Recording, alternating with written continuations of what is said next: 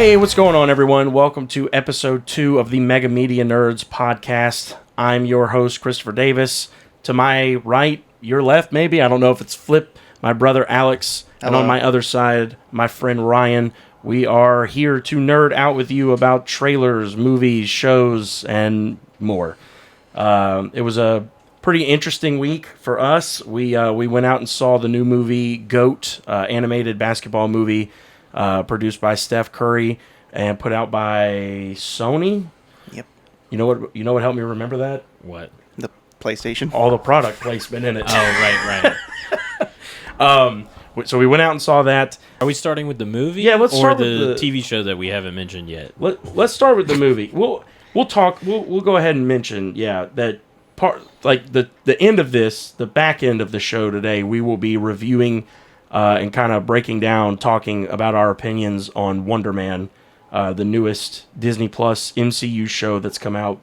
I'm saving that for the end just because I feel like that's gonna be. We're going to have a little more to talk about there. So the front end, we're going to talk about GOAT. We're going to start with that and then talk about a couple trailers that came out and some stuff coming up. And then we'll take our break. Are we talking about a Night of the Seven Kingdoms? We'll figure out if we can fit that in too. Okay. We also did watch the first episode in preparation for this episode of Night of the Seven Kingdoms. We may or may not talk about that here. Depending on what time allots, we might save that for the next one and talk about more of the show. But I feel like I've already got a good bit I could say just about the first episode. So if we can fit it in, we're going to fit it in. But let's start off with talking GOAT, a movie put out by Sony, I guess Animation specifically. Yeah, probably. I couldn't tell you.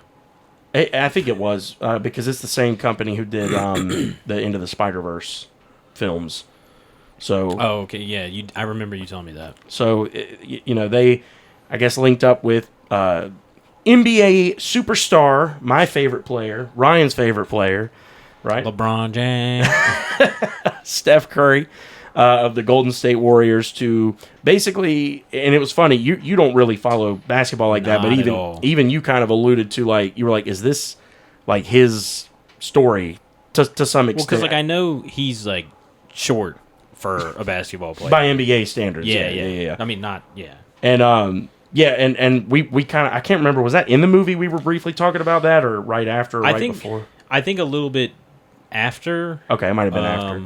Just because, it was in the middle of the movie because like they kept harping on something him happened being smaller. Yeah. He's a goat playing against like rhinos and gorillas bears and elephants, but he's a medium. Oh my! Yeah, and so I was telling him that, just, I mean, not that I know in depth Steph's whole story, but like the character in the movie goes through like a brief bout of homelessness.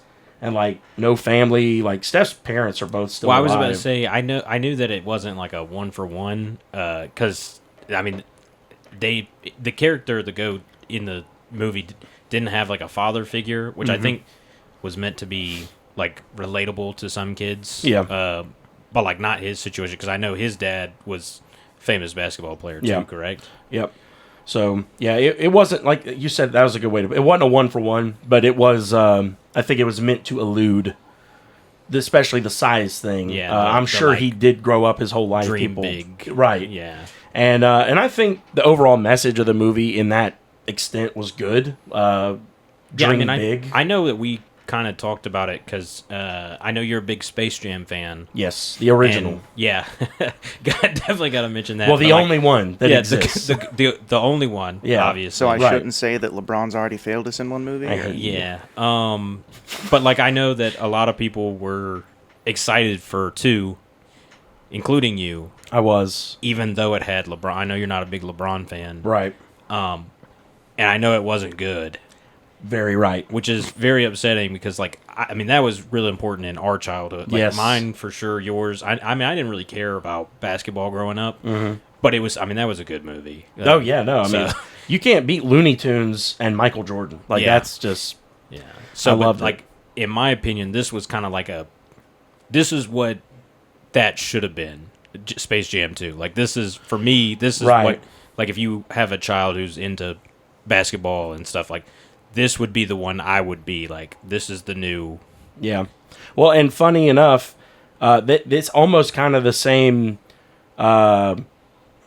like moral story from because Space Jam 1 was all about they're these little aliens, and the They Looney get Tunes big. are like, we'll dominate them, and then they become the Monstars, and the little guys have to somehow beat these monstrous aliens in a game of basketball, and they do it through just willpower and wackiness. He's also the only small one. That's true too. They kind of make it a point that he is the first like non-big. They call him in the game. So the game's called Roarball in the movie, and Which sounds way more interesting than basketball, in my opinion. well, And- it plays more interesting. Well, I was going to say the court dynamic. We talked about that. Too, I definitely want to touch on that because that was probably one of my favorite. I think all It was three great of our visually, and Yes. it added like a a bit new to element. It. Yeah. Yes. Literally. Yeah. So the game is called Roarball, and it's played by only bigs. So like he said, just kind of think gorillas, elephants, rhinos, giraffe. I guess counts. I mean, he's big. He's tall.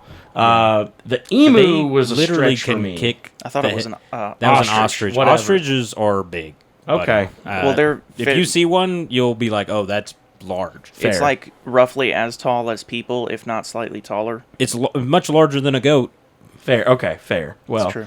So anyway, and then the kind of the main two like dominant players in this league are Jet Fillmore, who is what is she, a black panther? Leopard, I think. like a leopard, like an all black like that. leopard, and then panther or something, I main don't know. attraction, who is like a wild It's stallion. like a horse. Yeah. Wait, his last name was Attraction? Wasn't it main attraction? What I only I remember thought that his, was like his a name. like his. like a nickname. Yeah, yeah. It may have been a nickname. But they called him Maine a lot. Just Yeah. Maine, yeah, they kept calling him Maine, but for like the hair. Yeah. but he. So real quick, let's touch on him since we brought it. Which I thought was a clever.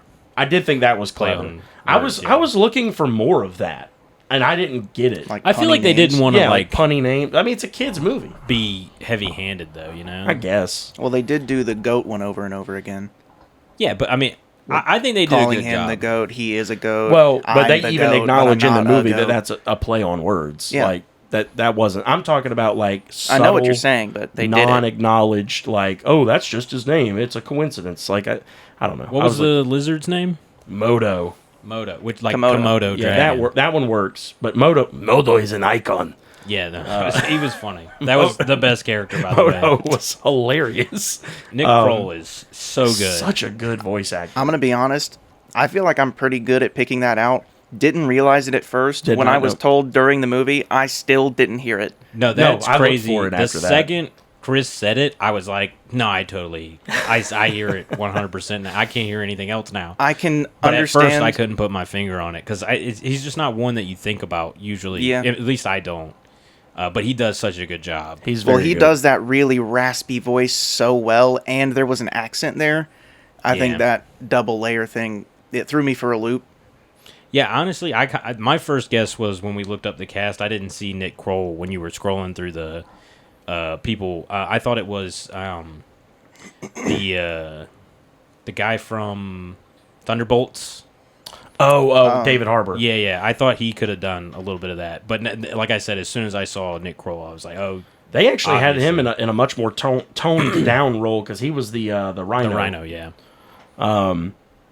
But yeah, no, Nick Kroll did great. I was gonna say real quick though on Maine, I thought he was an okay kids movie villain.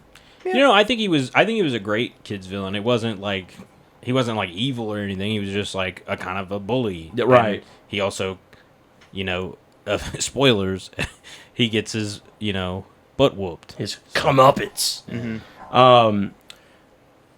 And I will say it's funny. One of the main things, since we've already brought up Space Jam 2, I'll just say this. One of the main things that I've always detested about that movie was that in the It's middle, going to become a review for us. yeah, this is hating gonna Space this is Jam gonna 2. devolve into a rant where I'm crying by the end. The name of this episode is "Why Chris Can't Stand Space Jam 2," and cannot wait for It's 'cause he Coyote wa- Sue's Acme. It's because he watched Space Jam 1. Yeah, well, yeah, and likes Looney Tunes. Yeah. But anyway, in the middle, you haven't seen it, have you? No, I made avoided you that watch one. it. Yeah, we went together. We went to the theater like opening weekend to go see it. I knew I wasn't going to waste my money on that. We went, and in the middle of the freaking like finale, like climactic game, they come out from halftime and they're like, "Oh, we know what we need to do to win. We just need to be silly and have fun." And it was like that was kind of the same message of Space Jam 1 was like just go out there and be Looney Tunes. But in Space Jam 1, they made it feel more like it was like a superpower that only the Looney Tunes had to like defy Because, the laws like, of physics. It and literally is. right. Like, and in this movie, it was like, hey, they Just go out don't there. try. They go out there, and Porky Pig starts rap battling Al G Rhythm, played by Don Cheadle, in the middle of the game, just like on the court. He's just like, "Yo, what up? It's Porky Pig." Blah, blah. And I'm like, what is happening? In this movie, there actually is a rap diss song dropped from Maine towards the main character. What's his name? Goat. Yeah, but Goat wait, tears. I forget what the... What is his name? I couldn't tell you. Laura, honestly. can you look it up? Yeah, I got it. There's a diss track dropped towards him that, to me, actually made sense. Like in a modern, Is it Will? I think so. Yeah. Will. Yeah, that's it. Nailed it. Lenny Williamson? Is that? No. Lenny is the giraffe. The giraffe. That's Steph Curry, Yeah, right? voiced by Steph Curry. Yep. Which Who I find funny, did by a the way. pretty good job. Yeah, I mean, Steph did pretty good. You could tell. I was like wondering. I was like, why does the giraffe not talk? And then come to it was. Steph is not a voice actor, Yeah. but they picked good parts to put him in. Like he did I would a say, good. yeah, he didn't do a bad job. I'll say that. Right. I didn't have anything to complain about. See, that's the good thing about like Steph. This is why I think he should have been the one for Space Jam 2. He's not an ego guy. He doesn't need all the screen time. It's Will. Okay, Will. He like can he could have let the Looney Tunes take center stage in that Yeah, movie. instead of being LeBron's movie. Yeah, the LeBron and Son movie. I will say in Space Jam 1 isn't like one of the the last shot Michael Jordan doing a Looney Tunes thing where his arm is stretchy or something. That's not the last shot, but that does happen. Well, in of the game. But what that is him saying, "Wow, you guys wait until now to tell me that I'm in Looney Tunes world and can do this kind of stuff because I'm here." Yeah, but that was like his whole part in that movie was basically rejecting them of their Looney Tunes-ness, and then he embraced it, and then he could also do it. He didn't reject them of that. Was that not the I whole- feel like you need to rewatch Looney Tunes Yeah, 1. I disagree with that. or that Space Jam 1, my bad. I mean, I could be misremembering. The but whole point of that movie, and I was joking. I don't want this to turn into the Space Jam episode, but Too bad. Well, this will whole- be the last thing. The whole point of that movie is that they're going to be captured and made slaves on another planet, and they go to get the best basketball player that they can to help them beat the Monstars, because when they challenge them, they're like this big compared to the Looney Tunes are this big. But then when they go steal the talent of the other NBA players, they become huge. Yeah. And so they're like, we need help. So they go get Michael Jordan. Yeah. And when Michael Jordan and comes, then the only whenever they all started to try to play together, it does the classic movie thing of, we need to figure it out. We figured it out. Something went wrong. And the thing that went wrong was him rejecting them of their Looney Tunes-ness. not really that, no. Okay. Well, I I could be wrong. I don't know. They Anyways, pretty much get Honestly, bullied. it's been a minute since I watched that, so I don't want to weigh in here and be Oh, wrong. I cannot but- believe my dream is coming true. We're going to watch Space Jam for the podcast. Okay. I can't Yeah. wait. We're And not the going to second talk one. about this again. Yes, we will. We'll watch the second one first and the I first one hate second. Yeah, I'm not doing that. Anyway, so bottom line, I just thought that Goat actually used a pretty good if they were gonna do the rap diss thing, I thought they did it better. Well, because it wasn't like It in the wasn't middle of mid-game. a game. Right, like they actually utilize it in a way that Well- in real world that happened. There are basketball players that rap. And they did. I thought it was cool that they played it like at the game as Yeah. like a thing that would bother them while they're playing. Yep, because that's a real thing too. Yep. Yeah. There was a game notoriously a few years ago where Russell Westbrook could not hit a shot, and they started playing Cold as Ice in the middle of the game, and the PA operator got in trouble for that. That's hilarious because I know sports. Every time he would take a shot and miss, they would just play the part that goes, "You're as cold as ice," and that was it. They wouldn't play the whole song over and over. That's really funny. So anyway, but yeah, I thought they utilized that well. On a similar note, I thought the soundtrack I told you guys to this movie was pretty darn good. Yeah, it was good. Literally, I think the very first scene, you were like nodding your head to the music. Like, They had a good little intro song for the movie. I don't know what it was. I don't remember. I haven't gone and like looked through the soundtrack, but they had some good songs, some good artists in it. It was like I said. Overall, I think it was a lot of fun. I don't have like a ton to say about the movie, but it was a good, enjoyable, like fun watch. Right. Okay, so let's talk our favorite part. Obviously, it's an animated movie, so a huge part of the quality of it, the enjoyment of it, is going to be how well is it animated? How well does it look? How well do the characters move? And the color grading, the color palette choices. They had some phenomenal design choices for whatever artists put this together. They did a better job with the Speedster than DC did. Yeah. So. Sadly. We already kind of touched on it, but to get a little more in depth, the different teams all have like a theme. So like the main team we're following is the Thorn City Vines. The Vine City Thorns. Was that it? That is accurate. Yes. Okay. Flip it. Vine City Thorns, and they're based in like a really jungly area. There's a lot of trees and growth and stuff, and they have a giant stadium that like looks like a dense forest. And when you're out on the floor, one of the first scenes I saw of their game being played out there, I thought to myself, I was like, it almost looks like the vines are moving out there a little bit on the floor, but they never said anything about it. So I was like, whatever, I just let it go. I thought maybe it was a design choice. And then like as you keep watching these other games at other stadiums, you realize that each stadium has like an elemental thing that in the second half of the game when things are getting like heated up, it happens. Like in the ice stadium, the ice breaks up and there's like ice chunks floating on water everywhere. Yeah.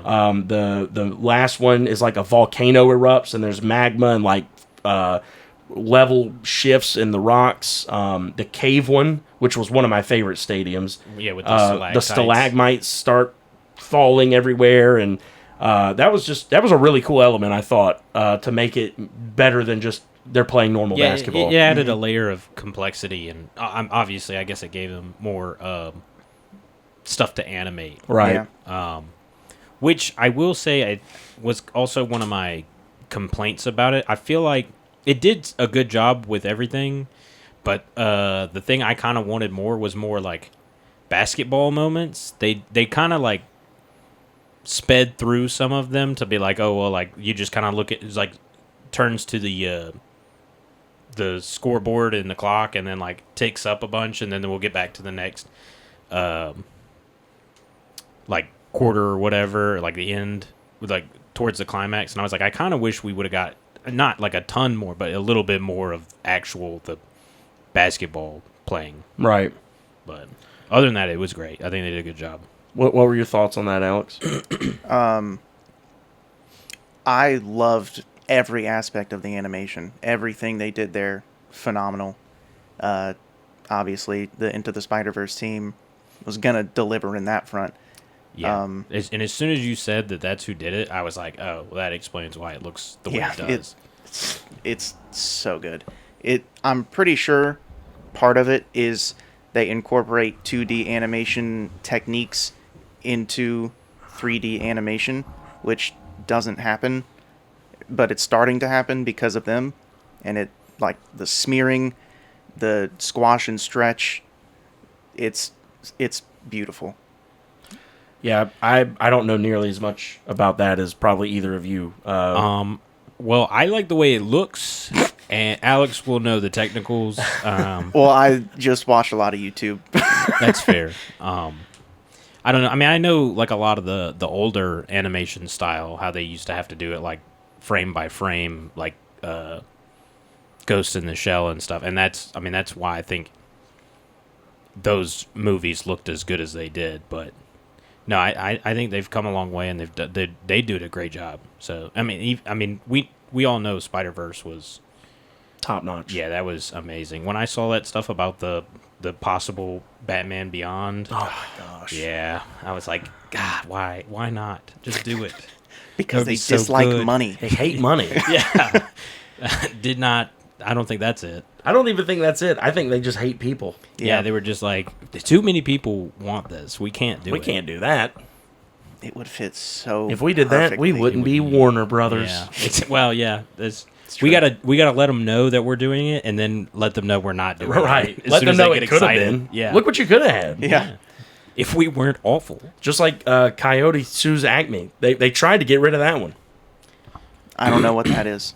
That is He's gonna keep bringing it up till you ask. Thank you I for just asking. No, it. So you know how like Space Jam was like a live action mix with animation movie. It's been Like a long Roger time. Rabbit. Know of that one.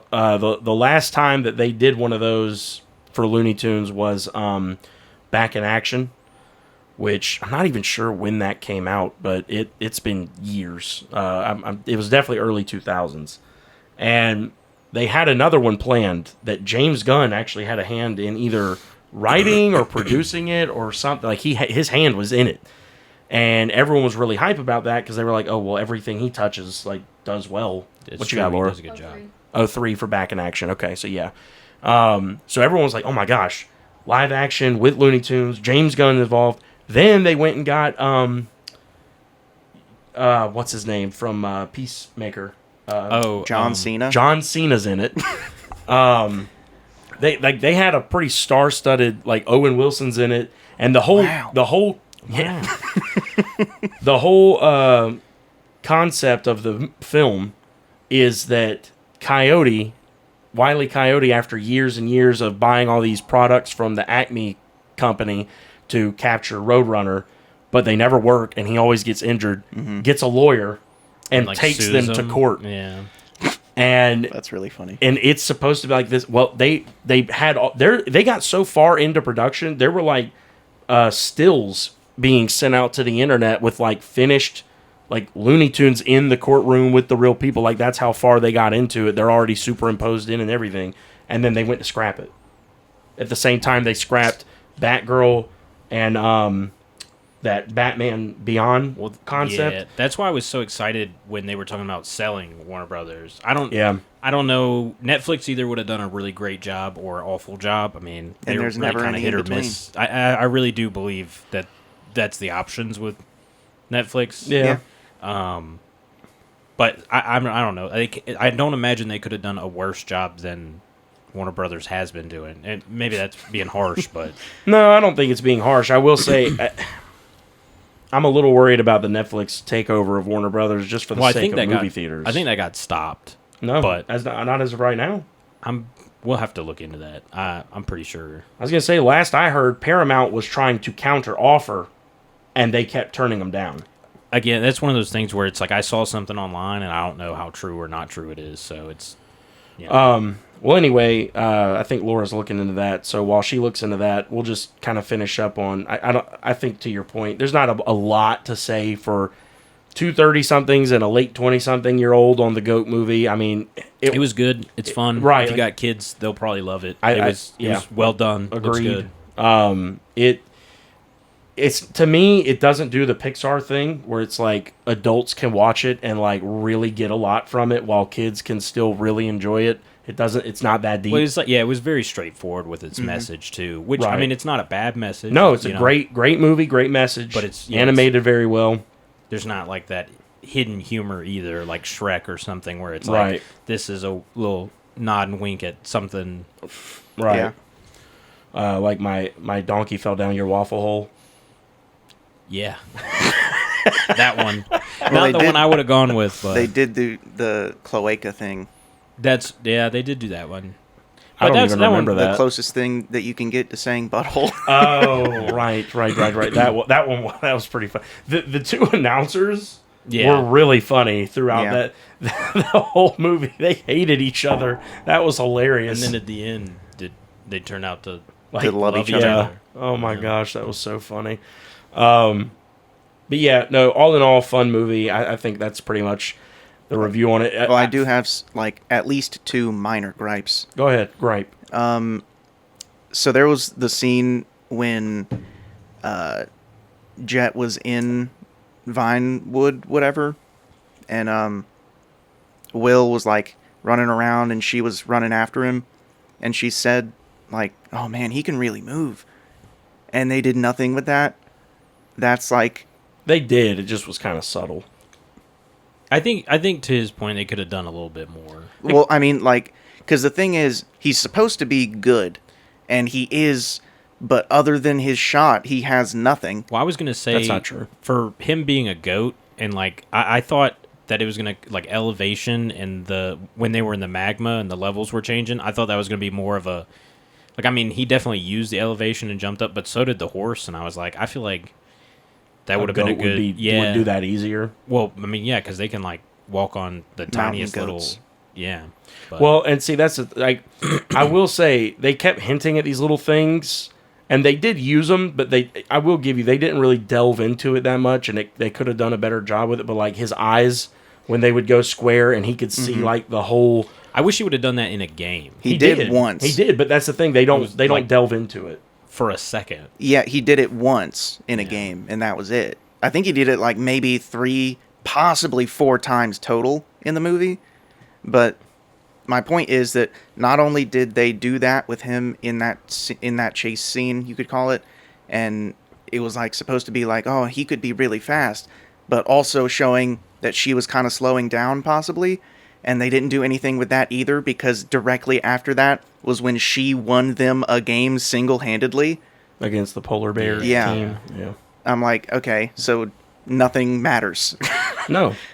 All right. What you got, Laura, real quick? It looks like that they're still in talks of buying Warner Brothers. The most recent thing I see is a comment of James Cameron that the Netflix buying Warner Brothers would be disastrous. Agreed. Wow. So I don't know if it picked her up, but she was saying that people are saying that it wouldn't be good if Netflix bought it. But like I said, I'm not saying Netflix should buy them. I'm just saying I think it would be nice if somebody else got their hands on Warner Brothers and didn't scrap every project I'm excited about. I agree with that part. I just don't think it should be a company whose whole business goal is stay at home and watch movies from there.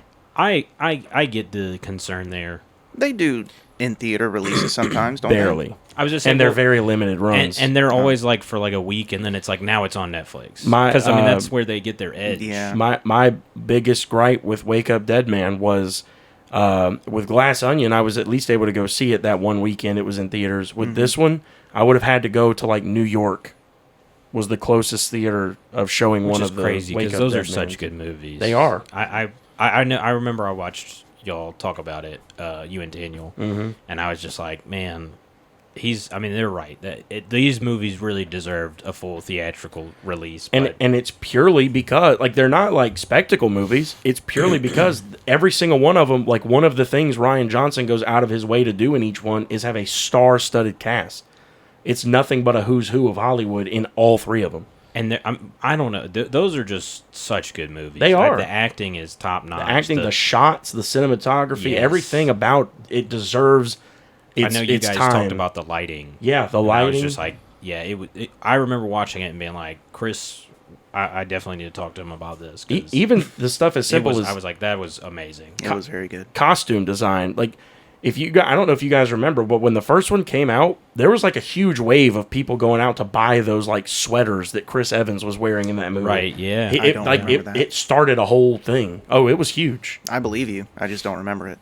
Though that's not shocking for me. And all of that was intentional because I've actually heard Rian Johnson break down how like he wanted Ransom to be a character who is so rich that he could afford it, but so used to being rich and the fact that he's outcast from the family now, that he doesn't have that money, that like he doesn't take good care of his stuff, which is why like the ends of his sleeves are like frayed and like The attention to detail. I'm is just telling you, so dude, good. it's crazy. There's like holes in it here and there, but it looks stylish still.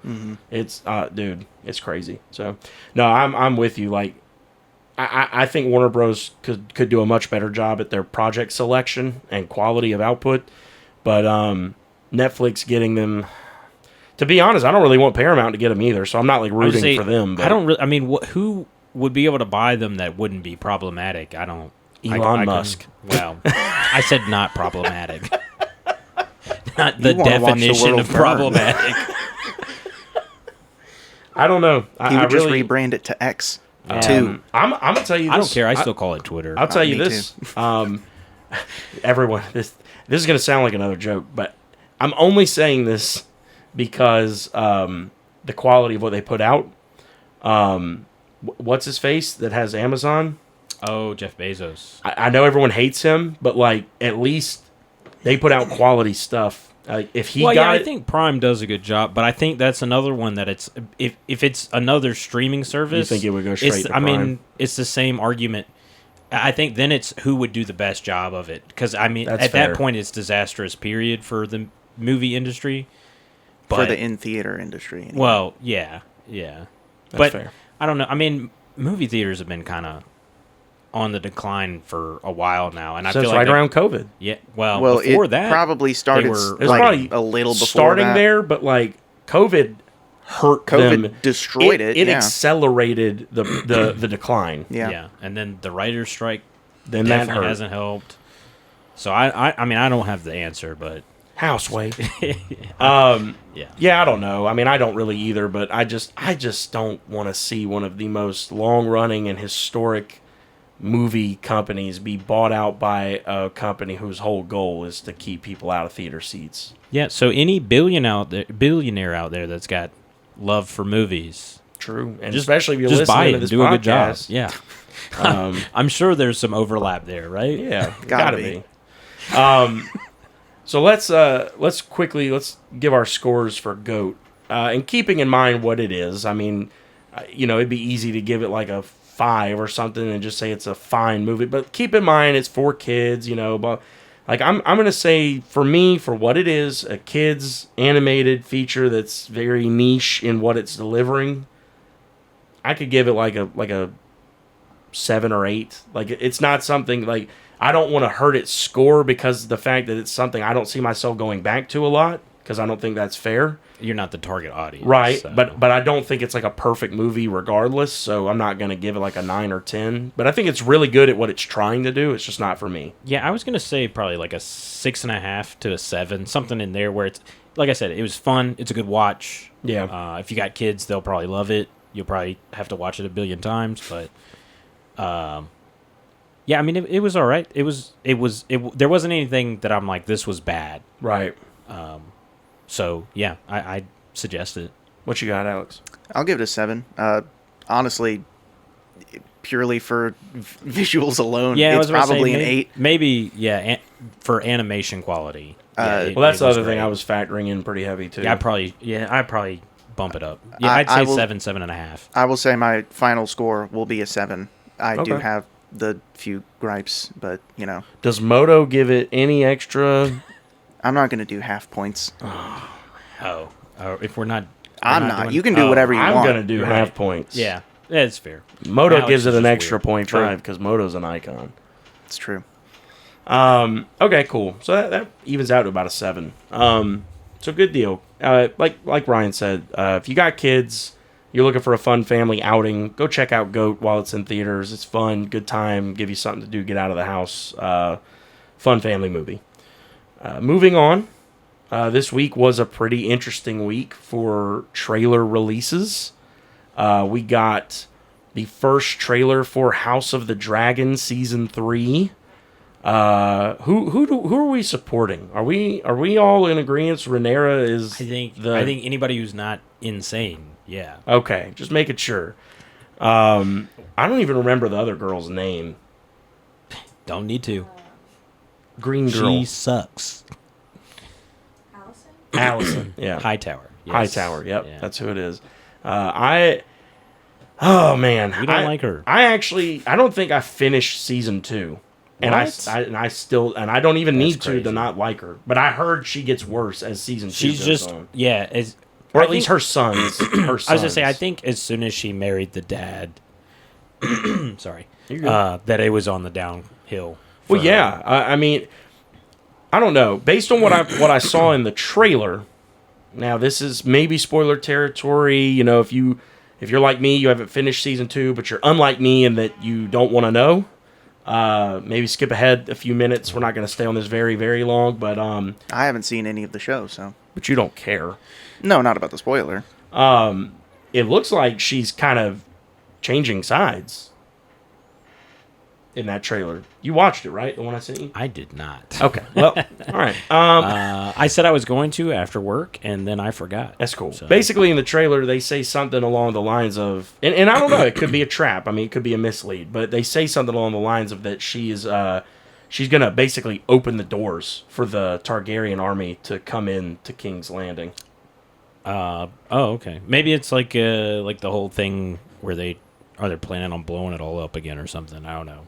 Mayhaps. The Targaryens and their dragons do love blowing up King's Landing. Yeah. But I will say nothing because I just lost my train of thought. Okay. Fantastic. Laura, you got something? I was gonna say I got the trailer if you wanted to watch it now. No, I think it'll be all right. It'd be all right. We might during our break let him check it out, and then if he wants to say anything on it when we come back, real quick, if it depends. But we might. Oh, do that. I was gonna say I remember now that I kind of already know how the series as a whole ends, and Well, yeah. I mean, to some extent, I guess we all do, but I mean, it's still a fun show. Well, I didn't know if you knew what I happens. don't like between her- know the details. Oh, okay. I don't well, want to know. Yeah, don't look it up. I won't. I'm burdened with with knowledge. What does Thanos say? I'm burdened not with the something only. knowledge. I'm not the only incredible or something. I don't know. Anyway, that would have been a good quick moment. side question-ish. Is Night of Seven, whatever, is that before the other show? Yeah, it's before, right? It's before House of the Dragon. I thought it was after House of the Dragon, but I could be. It's either between House of the Dragon you know what? and No, Game no, of no. Thrones. You're right. It is because Aeg is Yeah. he's more in line with. He's closer to what's the guy? The old guy who worked at the Wall with Jon Snow. Aegon Targaryen. That's Aegon. That's not him, but That's what I'm saying. But that's who you're talking about. Aeg is. Yeah, he's in Night of the Seven Kingdoms. Yeah, Duncan Eggs. Right. It's his brother or something. The blind guy. I am not 100% sure on the lore. I just The know lineage that is it's closer there. there's like so. 8 Aegon Targaryens. It's a so- prequel to Game of Thrones, but I think it is after. It's in between. Yeah, of the Dragon. I think it's like 150 years or something. What is that? Can you just tell me? Yeah. 89 years before the beginning of Game of Thrones. 89 years 77 before. years after House of the the second Dragon. season finale. House of the 77 Dragon. after House of the Dragon. Yeah. So That yeah, checks right in the out. middle, basically. Yeah. Yep. All right, cool. And the funny thing is, I actually saw someone on Twitter say the most true thing I've ever read on Twitter. They said, Shocking. yeah, well, I'm just saying, there's honestly, not a very high bar, right? they said HBO really hit a lick with the Game of Thrones universe because it Yeah. is like an unlimited cash cow. Because not only do we already have Game of Thrones that they got 8 seasons out of, or like 6 good ones, they also got House of the Dragon, which so far has been pretty great. Night of the Seven Kingdoms, I think so far, based on one episode, I'm going to end up liking more than House of the Dragon, but I don't know yet. We'll get into that when we start talking about it, why I say that. But then they've also pointed out, like, there was the potential for that Jon Snow spinoff post Game of Thrones.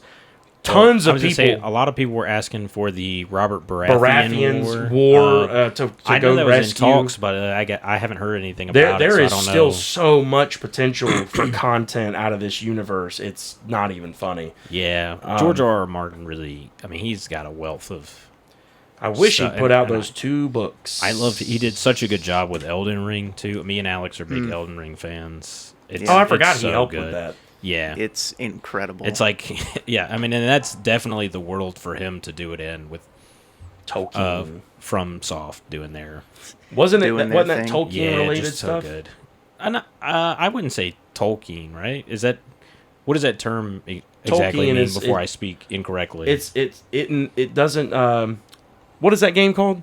Elden Ring? Yeah, doesn't that deal with Lord of the Rings-esque stuff?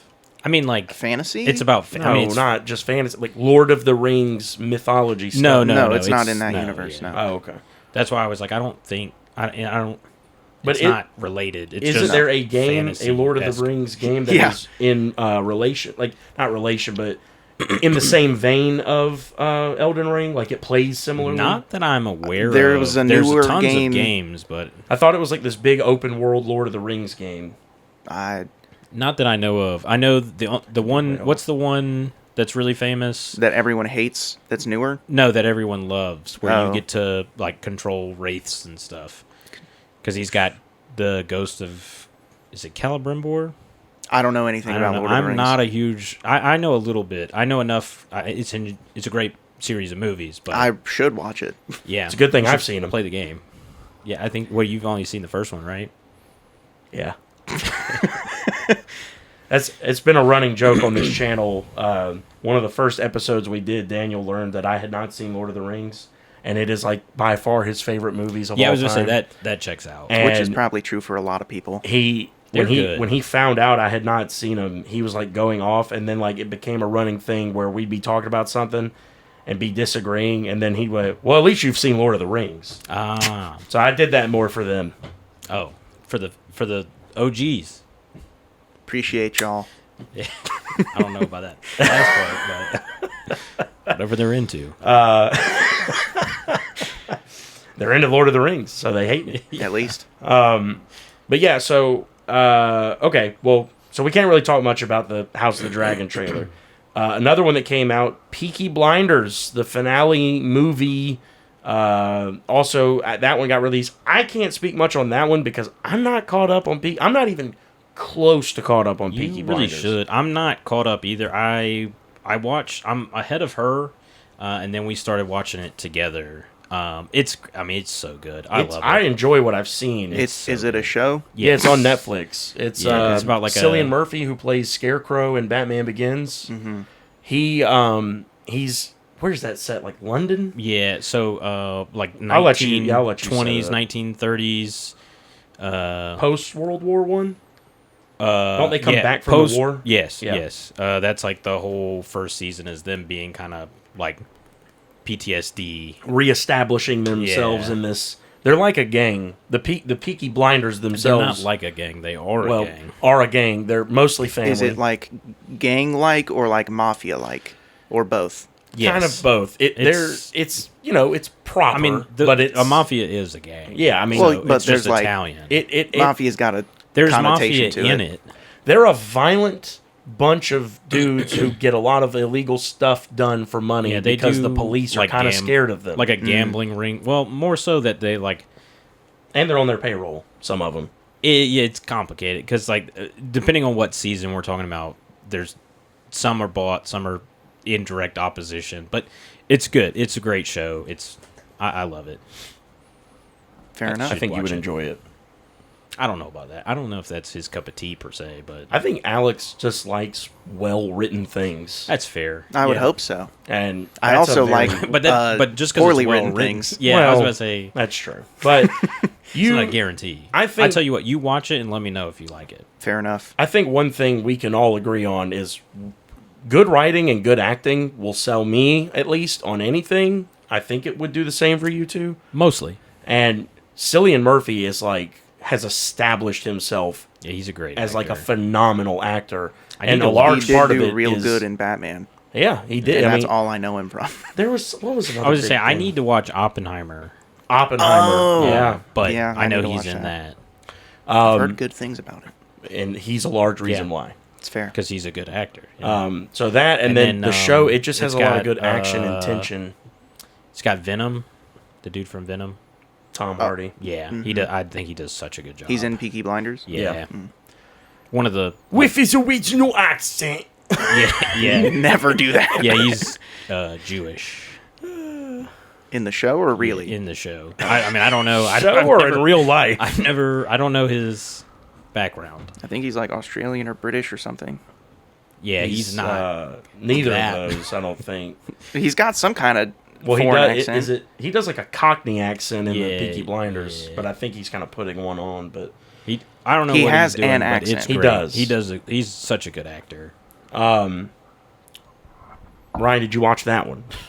Yeah. So I saw that earlier. That trailer. So Can you give us anything on that one, since I can't really speak? I mean, on it looks or- good.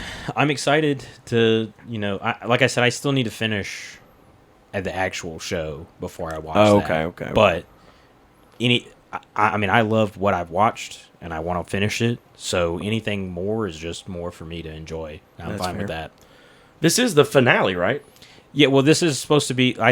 I'm pretty sure that the series ended in like a nice way or whatever, but this is like after. So this Okay. is kind of like we've already had like a nice farewell, but like it's not the end. This is like after the events of Peaky Blinders, if I'm not mistaken. Okay. And then lastly, what I'm not necessarily the most excited about, but I'm Very pretty excited. excited about Toy Story 5 Oh, I Bald thought you Woody. were going somewhere else with that. got a trailer. And I think this is going to get me back on board for the Toy Story hype, because I think you went with us to watch 4. I don't think you If were back I in wasn't- the state yeah, I yet. wasn't. If I here. went, it was, but I don't remember. But my thoughts on 4, briefly, it ruined Toy Story. Oh, okay. I mean, I'm gonna be honest. I have not seen 4, aside from the fact but it sounds that, like I'm not missing much. well, aside from the fact that 3, you could argue, ended perfectly. Yeah. Very emotional ending. Everyone was in just like what felt like the right place. And even the fans, like the real world fans of the franchise, were like, they grew up with it and they got to see it in around the like part in their lives that they're at. Like the character in the movie is around the same age a lot of us were. Because Andy was like going to college, Right. and the end was like he gave his toys away, I think. Right, yeah. He didn't want to take them all to college, so he gave them to a little girl. Mm-hmm. And I just thought it was a very fitting poetic ending. Because Maybe it kind I of have seen 4 then. okay. That was 3. No, he's saying No, because I know I saw that, and then I know I know that the fork Yeah. or spork or whatever they call him is Forky. in 4, but I don't remember him. But in 4, the one with the purple teddy bears, the villain No, guy. that's 3.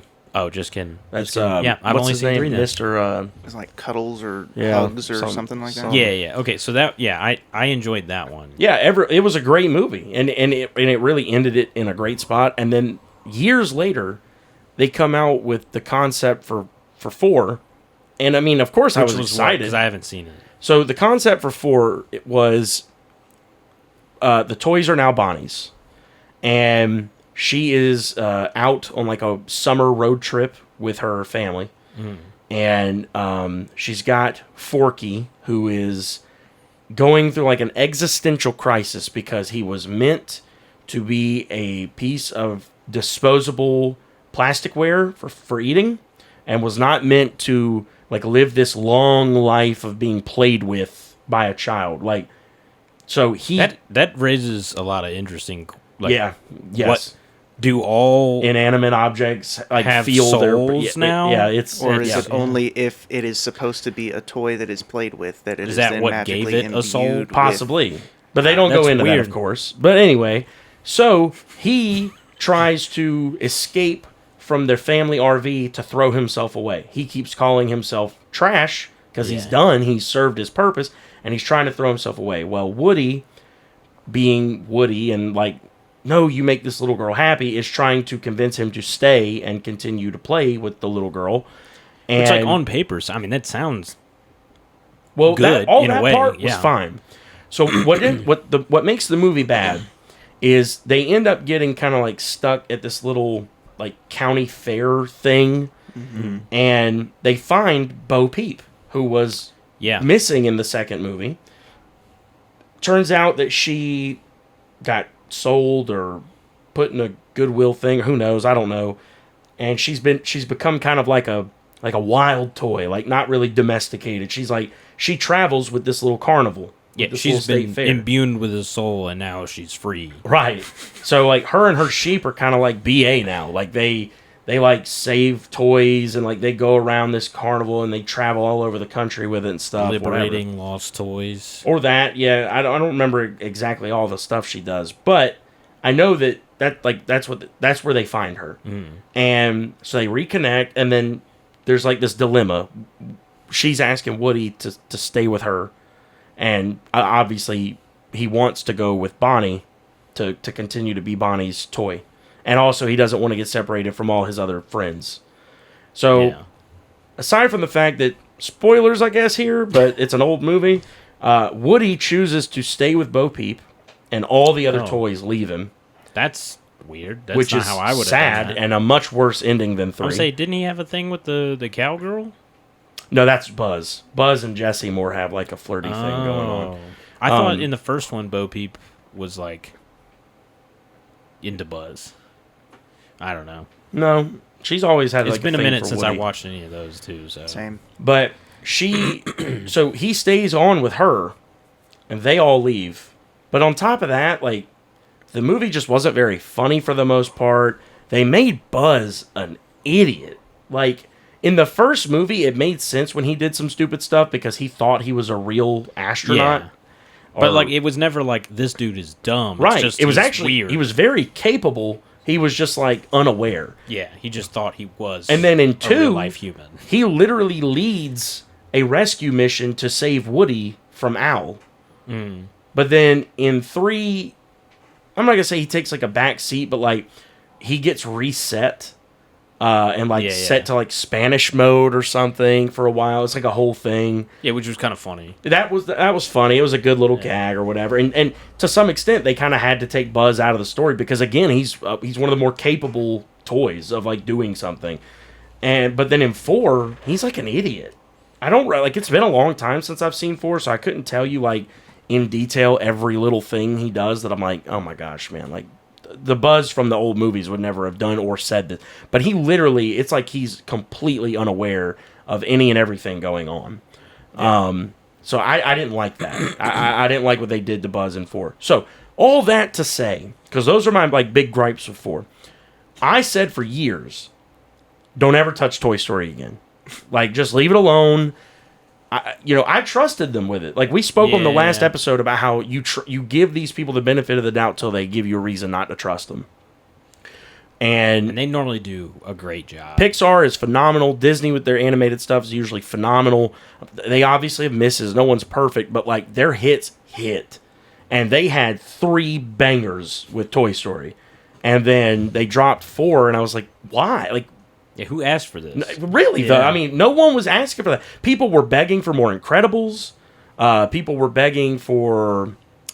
Well, I think Finding Dory had already come out. That kind of ruined Finding Nemo. But anyway, wow. The bottom line is... It seemed like they were just on a... People were asking for other things. Not that. Yeah. And basically, I was like, you know what? You did what you did, whatever, but leave it alone. Just don't touch it again. I did not want a Toy Story 5. When the first concept images dropped for Toy Story 5, I already changed my mind. Because I was like, wait a minute. Without a doubt, I'm ready to get hurt again. I'm ready to get hurt again. Yeah. I was like, wait a minute. They might actually be onto something here. Like, this could be an interesting thing to tackle if they're actually going to do it. And then, which Daniel and I talked about on this show a little bit, now the trailer has come out. And it does look, in fact, like they are going to tackle the concept of parents using tablets, like smart toys, to kind of babysit their children, and kids not using their imagination anymore to play just like with put toys. a YouTube show on. Right.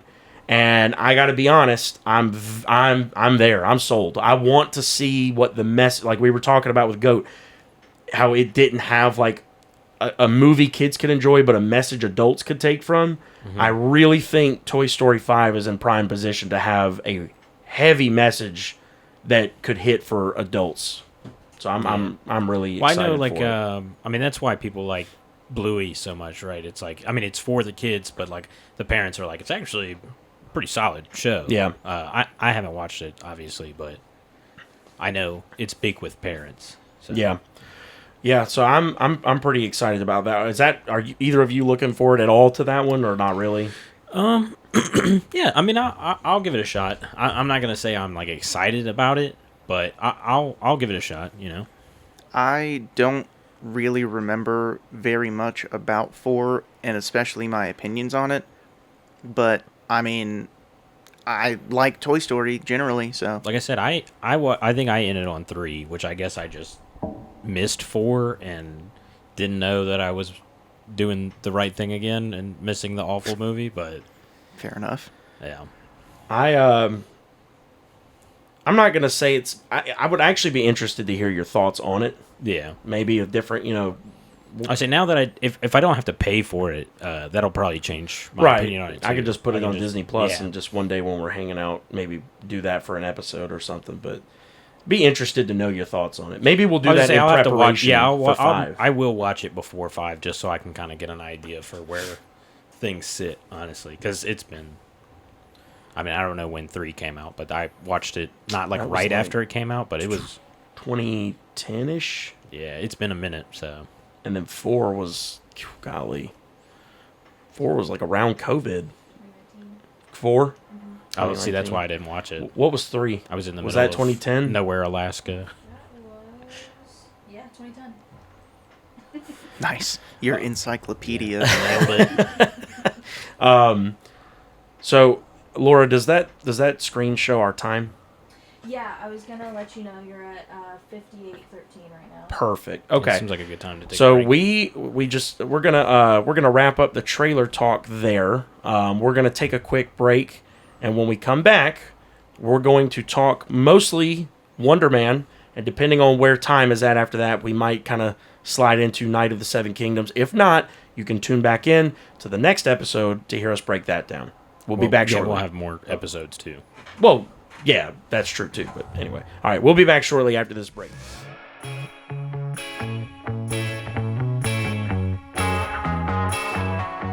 And we're back from break.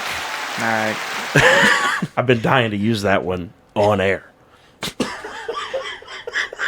Just because you He's did gonna that, I could lose tell. Button privileges. No. Sorry. I guess I'm pressing y'all's buttons. We'll get back into it. Save it for better ones, at least. But that one makes the bad ones better. I think it's better that it was bad. Assault. Well, I say before.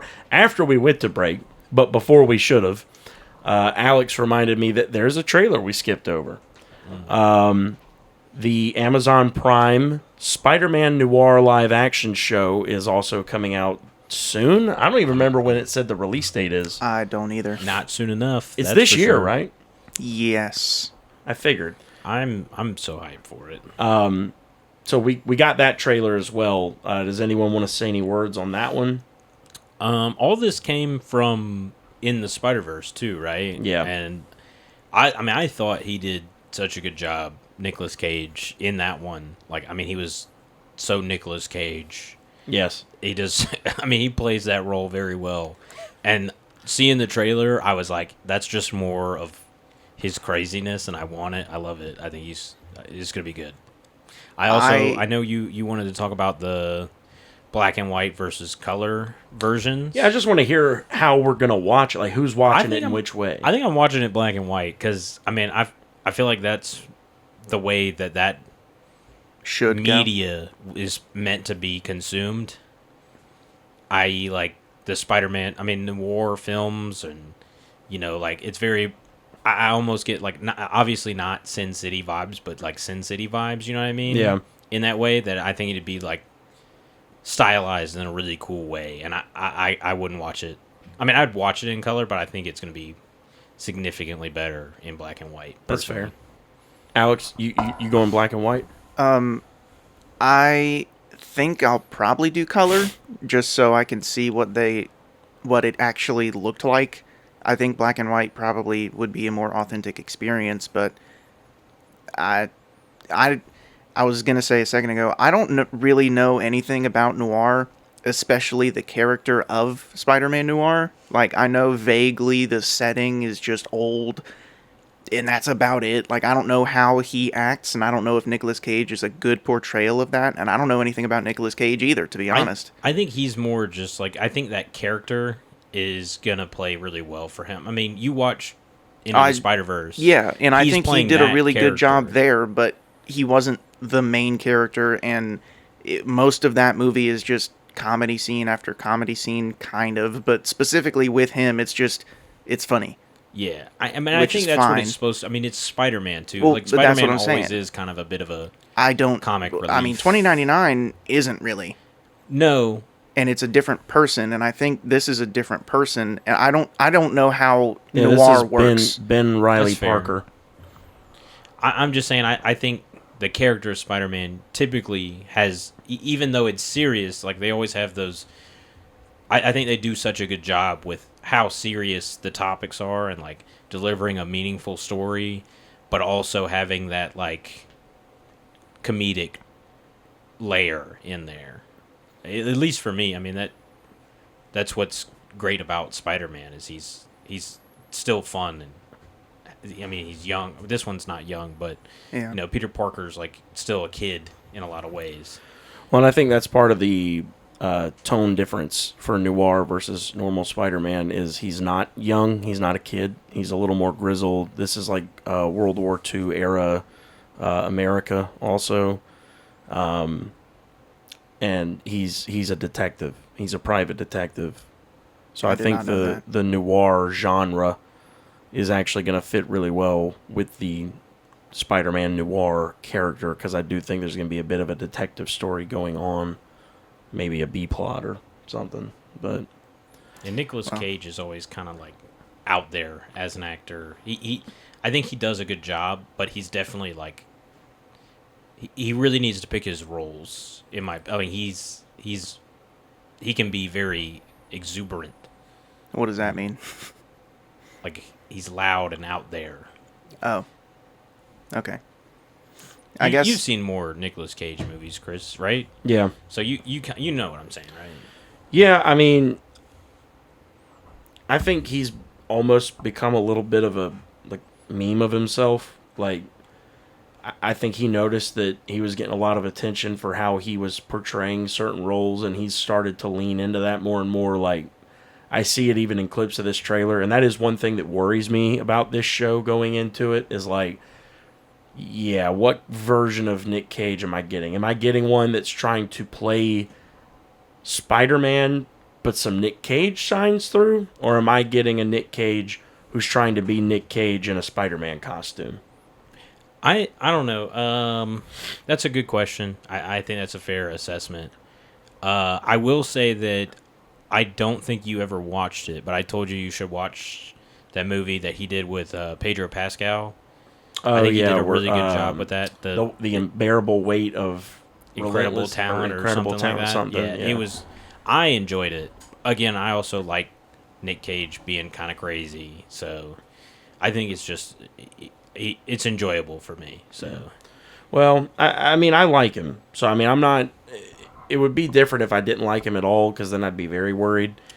It's just... I just rewatched the trailer before we jump back on after break, and I remembered a couple things, and I was like, oh, God, I forgot that was in it. Like, the freaking quick scene of him going, like, yeah, like, doing all that stuff with his hands, and I'm like, okay, maybe in context that's going to make sense, and maybe they're throwing it in this teaser specifically to try and capture Nick Cage fans who just want to watch any crazy Nick Cage thing. you didn't like Spider-Man 3? I mean, that was way different. I don't and know. It was Kinda cool. I think it's that kinda movie's subtle in a fantastic. weird way. There's nothing wrong. I really don't. Yeah. I don't understand the comparison. I would say it's not my favorite. Even, Finger guns. Well, and yeah, I was talking about him. Oh, when you're talking about him being corny going down the yeah. I mean that first of all it's very different energy. Nick Cage doing that does not feel like, oh, he's being like corny because he thinks he's being cool. This feels just like something that someone does unironically, and it just comes off cringy. See, I think it's the opposite. I think it's done intentionally to be corny. I definitely think it's done intentionally, but I think he thinks we're laughing with him.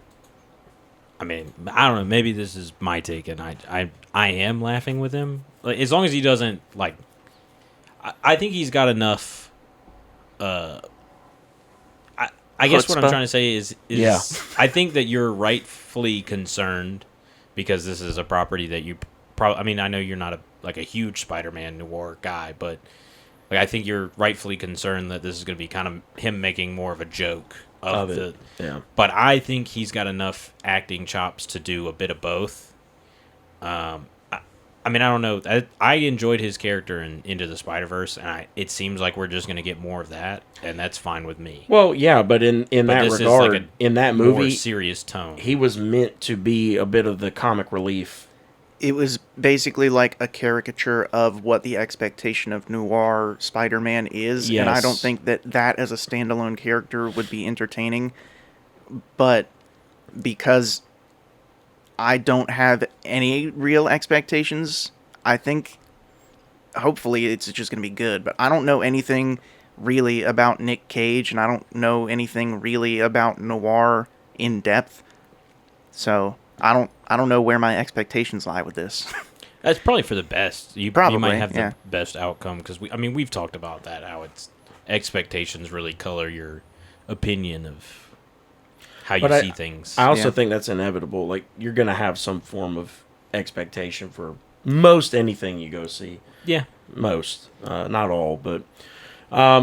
so, yeah, just wanted to briefly touch on that since we didn't talk about it in the trailer portion. But moving on, let's talk about the real reason that we're all here right now. Disney Plus, almost right. quietly I almost forgot about it. and discreetly, with very little promotion, in my opinion, Almost none. dropped what's arguably one of the best MCU shows to date in Wonder Man. That I'm not gonna lie, anyone who's been listening to this show for a while knows I didn't really know what to expect on that one. I was pleasantly surprised. I had no idea what this show was going to be about going into it, because I've never heard of the character. I've Me never knew much about the character, and the trailers to me were vague at best about what the show was going to be. Well, we're gonna go ahead and get into it. I think that was like by design too. Is like I think we talked about it a little bit about how they were kind of very sparing with the superpowers, which normally I think would have been a real pain point for me when I'm watching like a superhero movie or TV show or whatever. It's like the powers and the cool abilities is like part of the big draw for why I watch stuff like that. I mean, that's Right. It's exciting, gets the people going. But for this, I think they did such a great job at just like giving you just a little bit, just enough to be like, oh yeah, I'm watching a superhero thing. Like he's got cool powers. But also like they did such a good job with the character work and their dynamic, their chemistry between him and Slattery. Trevor Slattery. It was so good. I was Yeah. just like, I would kind of be watching that, and then we would like move to like an action thing, and I was like, I'd kind of be fine with just more of them talking and hanging out. Like, it was fun. Yeah, I won't disagree that I think the power usage was purposely kind of kept on a lower scale intentionally. I don't know that their intention was for people to not know what the show was going to be about, which is what I went into it with. I went into it like, I have no idea what this is about. I don't get they it. didn't really I didn't see any advertisements. I for it saw at all. multiple trailers for it. I didn't see anything either. They just maybe you're probably. I mean, you're on Twitter a lot more than I am. And you look into the Marvel sphere a lot Yeah. more than either of us. I'm sure it hit my radar more than it did y'all. And to that end, I'll say, yeah, I mean, just in general, it was not heavily promoted. Like, even I didn't see a ton of material on it. Yeah, I saw a lot of like I think after it came out, there was a lot of people like making jokes about how they didn't. That's what came up on my radar, was them like clowning Disney for not promoting pushing what it. is Yeah. one of their best TV series that they've done with Marvel, Yeah. which is crazy because like I've been real down on the Marvel stuff. I haven't been enjoying it. I need to finish or go back and start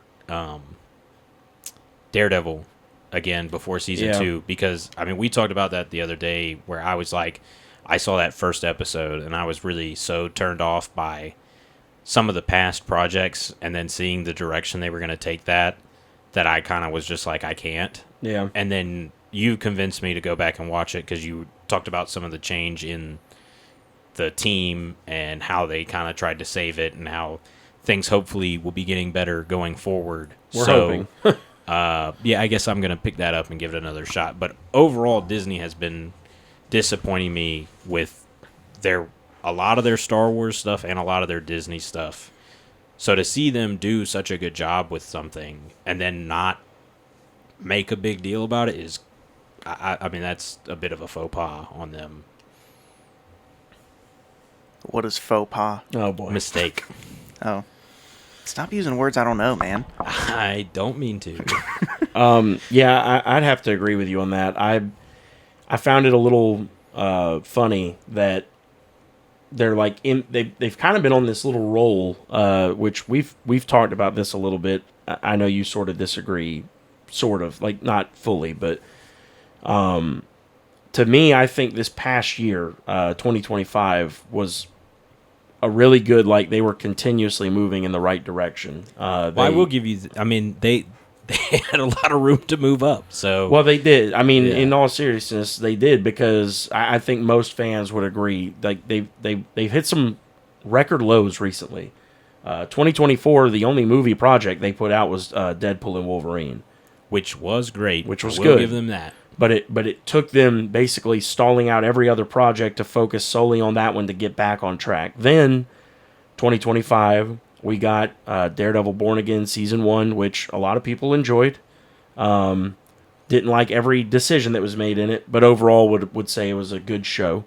Then you got Captain America 4, the first one with Anthony Mackie's Sam Wilson being Cap and carrying the movie and the name, which was interesting. I think had their promotional run on that been done more intelligently, and I've spoken on this show before, but to I tell would say you and Daniel reviewed that, right? yeah, So, to tell you guys briefly what my final take on it was that if they had hidden Red Hulk and not put any even hint in any of the promotional materials that Red Hulk was going to be a thing, then the ending of that movie, which y'all haven't seen, you might have seen it. Oh, you never saw it? Nope. I know you didn't. That's one of those ones that I was like, I don't think it's worth my time. Yeah, but so spoilers, for people watching. I mean, we've discussed it on this channel before, but I'm about to talk about the end here. But at the end of the movie, there's a scene where the president, which is now Thunderbolt Ross, is giving like a speech, and he ends up turning into Red Hulk while giving the speech, and that becomes like the big climactic finale fight. But you see it. Intentionally or no? No, it's just by circumstance it happened. Like he lost control. And basically you find out through the course of the movie that Brainiac is the one who turned him into it. He had been giving him. Brainiac is DC. Oh, I'm sorry, not Brainiac. Who? The leader? The leader. My bad.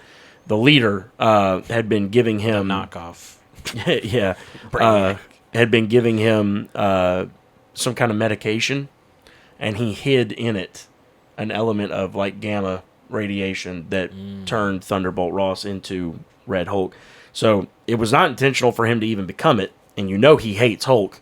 So it's really like a double tragedy for him. But I told Daniel and anyone who watched that episode that my take on it was, had they hidden Red Hulk in the promotional run and just let this be like another Cap movie that's like a espionage spy thing with the leader as your villain, and then they did him pretty good. Like he was moving the chess pieces around that whole time to an extent. I was like, I thought they did him justice, and it was a cool callback to the old Hulk movie. You brought that guy back in or whatever. I thought that was cool.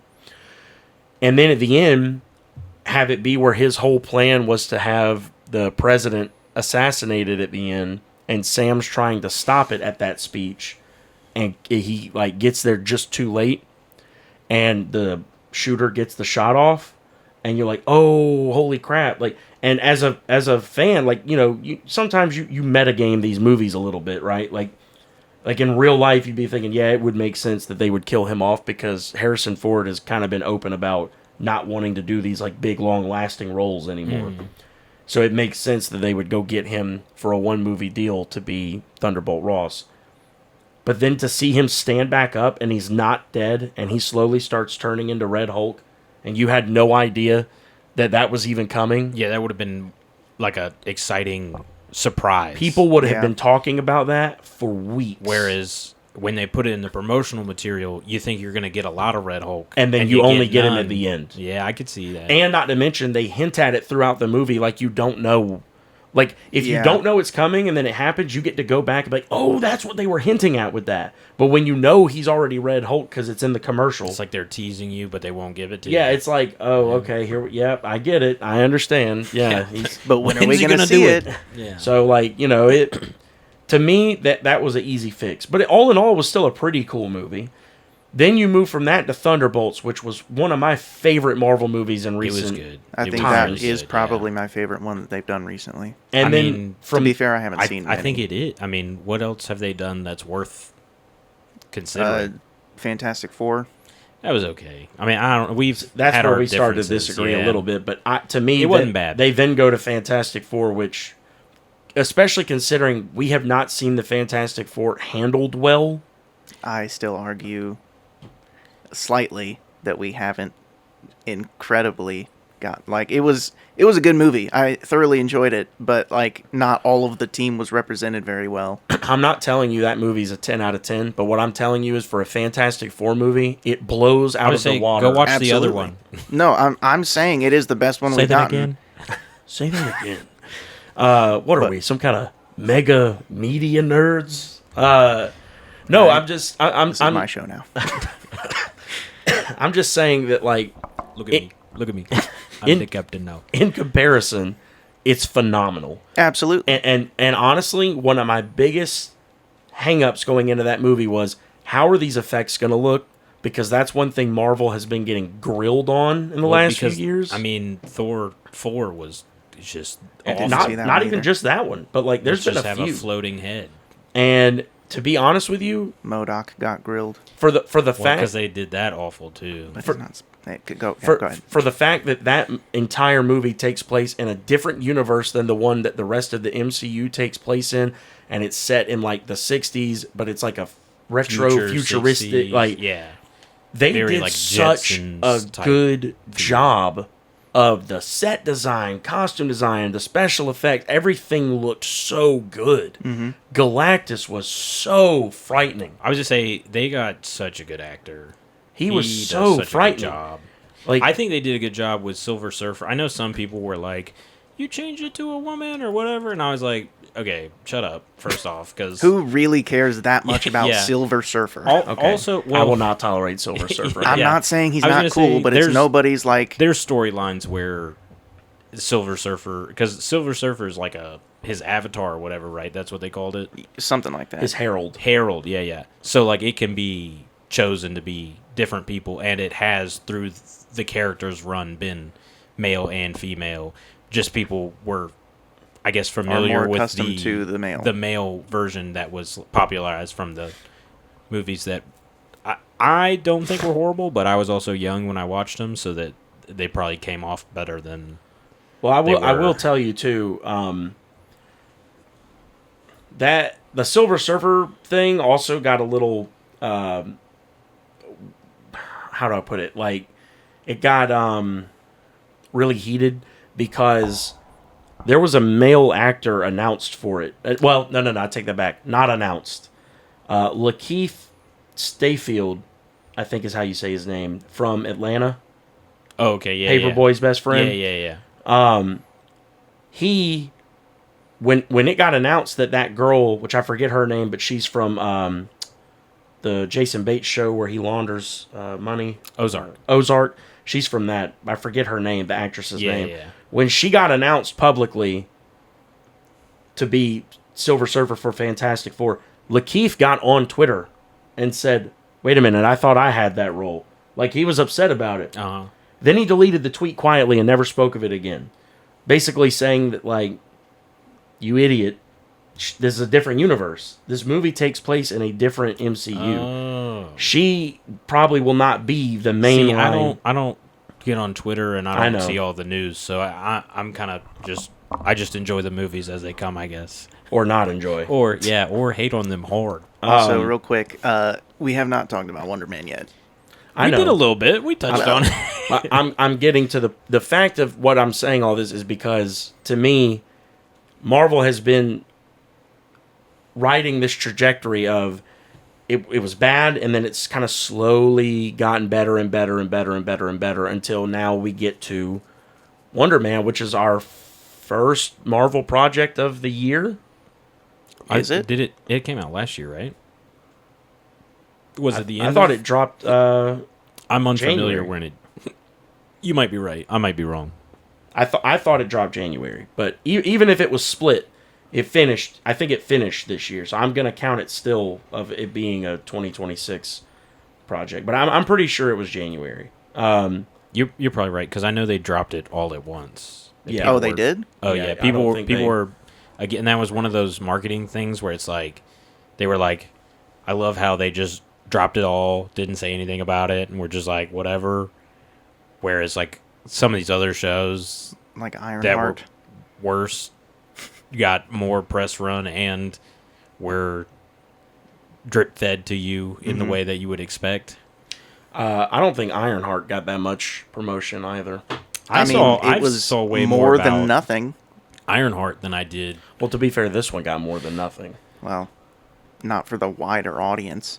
I was which gonna say, I think is what me and Ryan are a part of. I think I saw several things for Ironheart, and I saw one thing for Wonder Man, and I was like, I don't even know what that is. Well, I honestly I thought it was going to be like more Captain Marvel. What's the other Adjacent. one? What's the other one? Miss Marvel. Yeah, I thought it was going to be more like that with Mr. Wonderful or whatever. I don't know. So Mr. Wonderful. yeah, the dude from Shark Tank. Yeah. Anyway, I Shout out Shark Tank. sponsor us. I don't know.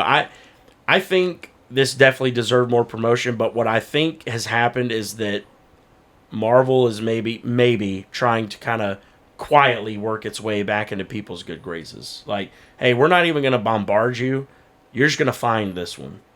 And like they put out some trailers. I'm not saying they Yeah. like hit it, but they just were like, we're not gonna overshare. We're not gonna give you the whole plot of the show in the trailers.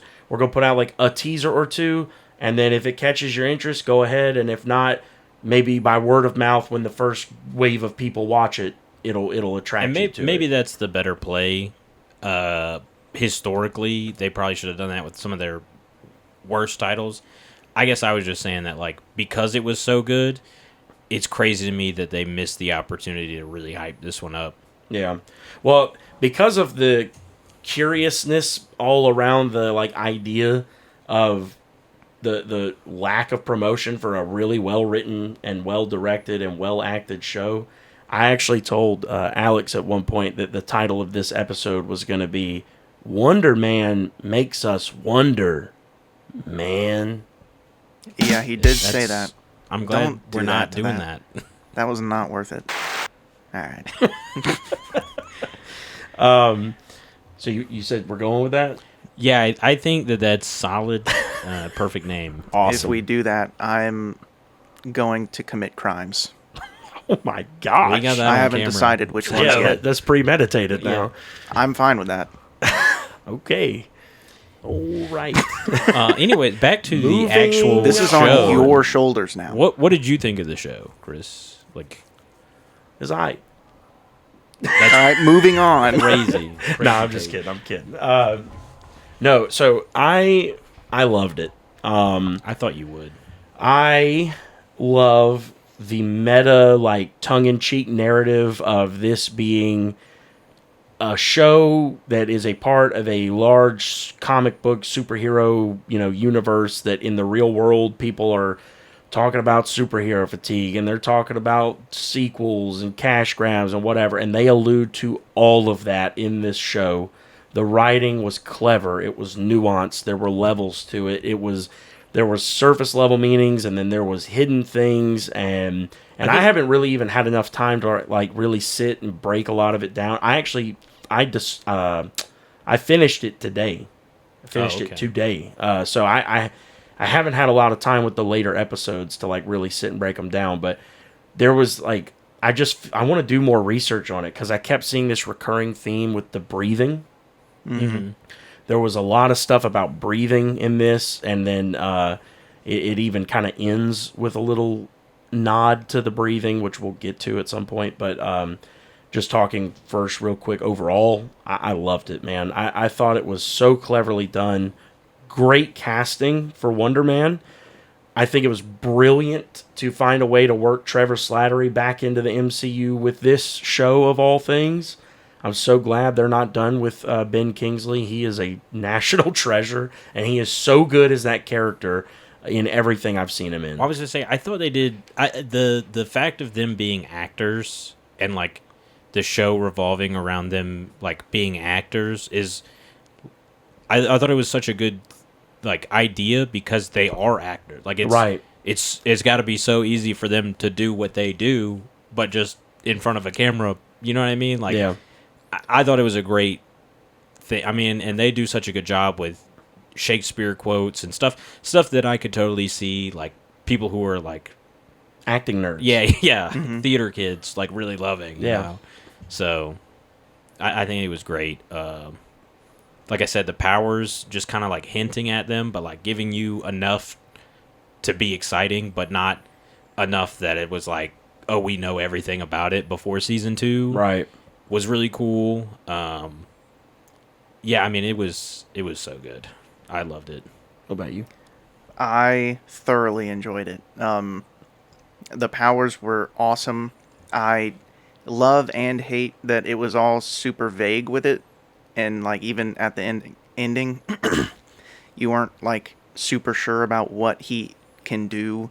Yeah, that's kind of what I was saying. Like with the powers, it's like you got enough of it that it's exciting, but not so much that it's like, oh, I know everything. Yeah, it's like it's still exciting to kind of find some of that out. Yeah. I think what carries it for me heavily is just the character work. Like, I care about these two main characters a lot, and I cared that Trevor was like in it originally for the wrong reasons, and then he started to learn that Simon's a really great guy, and now he's like actually still in it for this other thing, but he doesn't want to be anymore, but he can't not be. Yeah, I thought it was great. Where like at first he was like, yeah, we got two options. He's like, he gives him the first one. He's like, you can go to prison and finish your sentence. And he goes, second option. I'll do the second one. Anything but that. And then to see him like come around and be like, damn, I'm really going to ruin this guy's life. And it's not fair to him because like I did something bad. I made mistakes. And I thought that was such a good, like, again, we talk about deeper messages, like him being like, yeah, no, I made a mistake. And I can't put that on somebody else. But it's like, it seems like, I mean, at first, that instinct to protect yourself to make you not go to prison is like, oh yeah, everybody would do that. But then it's like, well, when you realize that you have to hurt somebody else to do it. Especially someone who you grow to really like. Care about, yeah. By the way, he did a good job at playing the DODC. They after he had already like trashed the recording when he wore the wire, and there were a couple other things he kind of intentionally screwed up, and then they come and they pick him up that one day right after Simon drops him off, and they're about to take him back to prison, and he tells him, he said, no, I've got stuff on him. I gotta get a way. You gotta give me more time. And they're like, well, can you testify to it in court? Like trying to just end it there. And he's like, well, what will that mean? The word of a terrorist? You keep calling me a terrorist. That's what I am, Like, what would that mean? And they realize, like, crap, he's right. Yeah, we kind of screwed ourselves by, blackmailing him. Yeah. So he did a really good job with that, and I don't like necessarily want to rush it or anything. Like I want to talk more about, but I have to talk about the ending. I have to. Yeah. Because I was genuinely worried. How are they going to get out of it? Like, I felt so bad that he was in this, like, black site. But then, like, before all that, I was like, how do they get these guys off of Simon's tail? I don't see how it's possible. They know. Oh, I don't know. sorry, that was Alex's mic arm. Technical difficulties. They know too much about his, like, powers. Like, how are they gonna, deviate the DODC from his get him off his trail? So I had no idea up until he calls him, and it was something about how he was standing or something. It was only like one side of his face. I was like, oh my gosh, he's gonna do the man. He's gonna say he blew it up. Oh yeah. I was like, oh my gosh, and it was so cool to hear him do the voice again and all that. I was gonna say he did such a good job, and to see him like reprise his role, but like in a good way. Like, yeah. After Trevor giving was him the act. Yeah, and it was after also giving him like the character development of knowing that, like, he's got like drug issues, and like he kind of like pigeonholed himself into a bad position to do that, and then now he's doing it again, but to save his friend is like, it's great. Yeah, and it's good writing. It's great writing, which is saying a lot for Disney for me lately. And I'm the I forgot what's about to go. Oh, his video message being about like Hollywood depicting heroes in this negative way, which calls back to the Doorman episode, but then also is kind of a slap in the DODC's face of like, these guys are trying to convince you that these are bad people just because they have powers or whatever. Like, yeah, it makes me think, and I say this because to something you alluded to earlier when we first started talking about it, we don't know much about him, his powers or anything. We don't. I kept waiting for the episode where we learn how he got them. When did he start showing signs of them? Whatever. Was it an accident? I was gonna say, you get that like, I guess I'm guessing he was like born like that, but I don't know. I'm not sure the whole Marvel thing. Like, I know DC has like just metahumans that are just like, some of them are, genetically different or whatever. I don't know how. Marvel takes. Well, Marvel's got mutants. Marvel has mutants. Yeah, but he's probably not a mutant. But I feel like he is. Well, I mean, I guess he'd have to be because it was natural. Because the mutants are notorious. The characters that get called mutants are notorious for being harassed like this. That's fair. Maybe that would be a cool lead-in that I would love to see. I love X-Men. And just knowing that Marvel is going that mutant route, like next after the multiverse thing wraps up, we're getting like the in-universe X-Men and all that. I could totally see him being one of the mutant characters. That would be cool. That has to try and just live everyday life with powers and just wants to be left alone, but like probably has to, metaphorically pick up his sword and fight the battle. Well, because also, like, I thought they did such a good job with him, like his backstory with the like him wanting to do this acting career, more or less it seemed like for his dad. Like, his dad's the only person that believed in him and like gave him that confidence, and I thought that was such a good, compelling story that almost kind of wrapped up with him like being successful, and now I don't know. I mean, I don't know if he's going to continue to be a movie star or if he's going to go like the hero route or how that's going to go. But like, I'm excited to see if he's like, well, I did it. I proved I could do it, but I've also got this amazing power, or if he's going to be like, nah, I'm going to keep that hidden and just try and do my movie star thing or what. Well, I'm honestly, excited to watch it. I could see them going down the route of, I did what I wanted to do in being Wonder Man on screen. Now I can be a superhero. Well, that's what I'm saying. Because he just broke Trevor out of the FBI prison. Well, that's what I'm saying. Like, they kind of left it to where he could do either, really. I don't think he can. You don't think so? No, Because the DOC is going to be after They know him? he broke him out.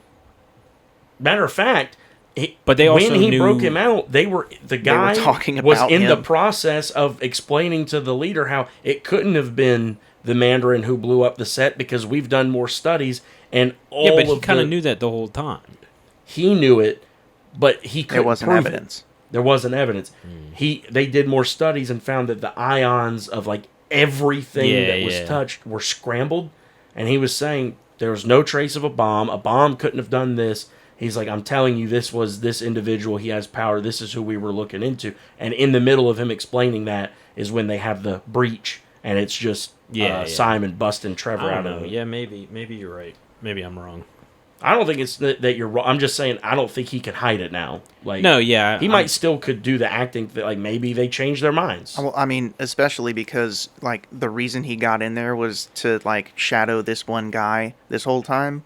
I think after he did Wonder Man, that was what he decided he was going to do. Was I'm good on acting. I did the thing that I wanted to do, which was be Wonder Man on screen. That's why I got into this whole thing to begin with. But see, my thing is also like in the DOC, like kind of on the chopping block as is. So like I don't know how long that's going to be relevant for either, though. Well, there's an argument to be made that with a dangerous, power wielder on the loose with an escaped, what most of the world still believes to be terrorists, Fair. that they would actually fund them heavier. To go after. But then again, it's like, well, your whole job was to keep him locked up, and you didn't even do that. So I mean, they could go, like I think they could kind of go either way, but.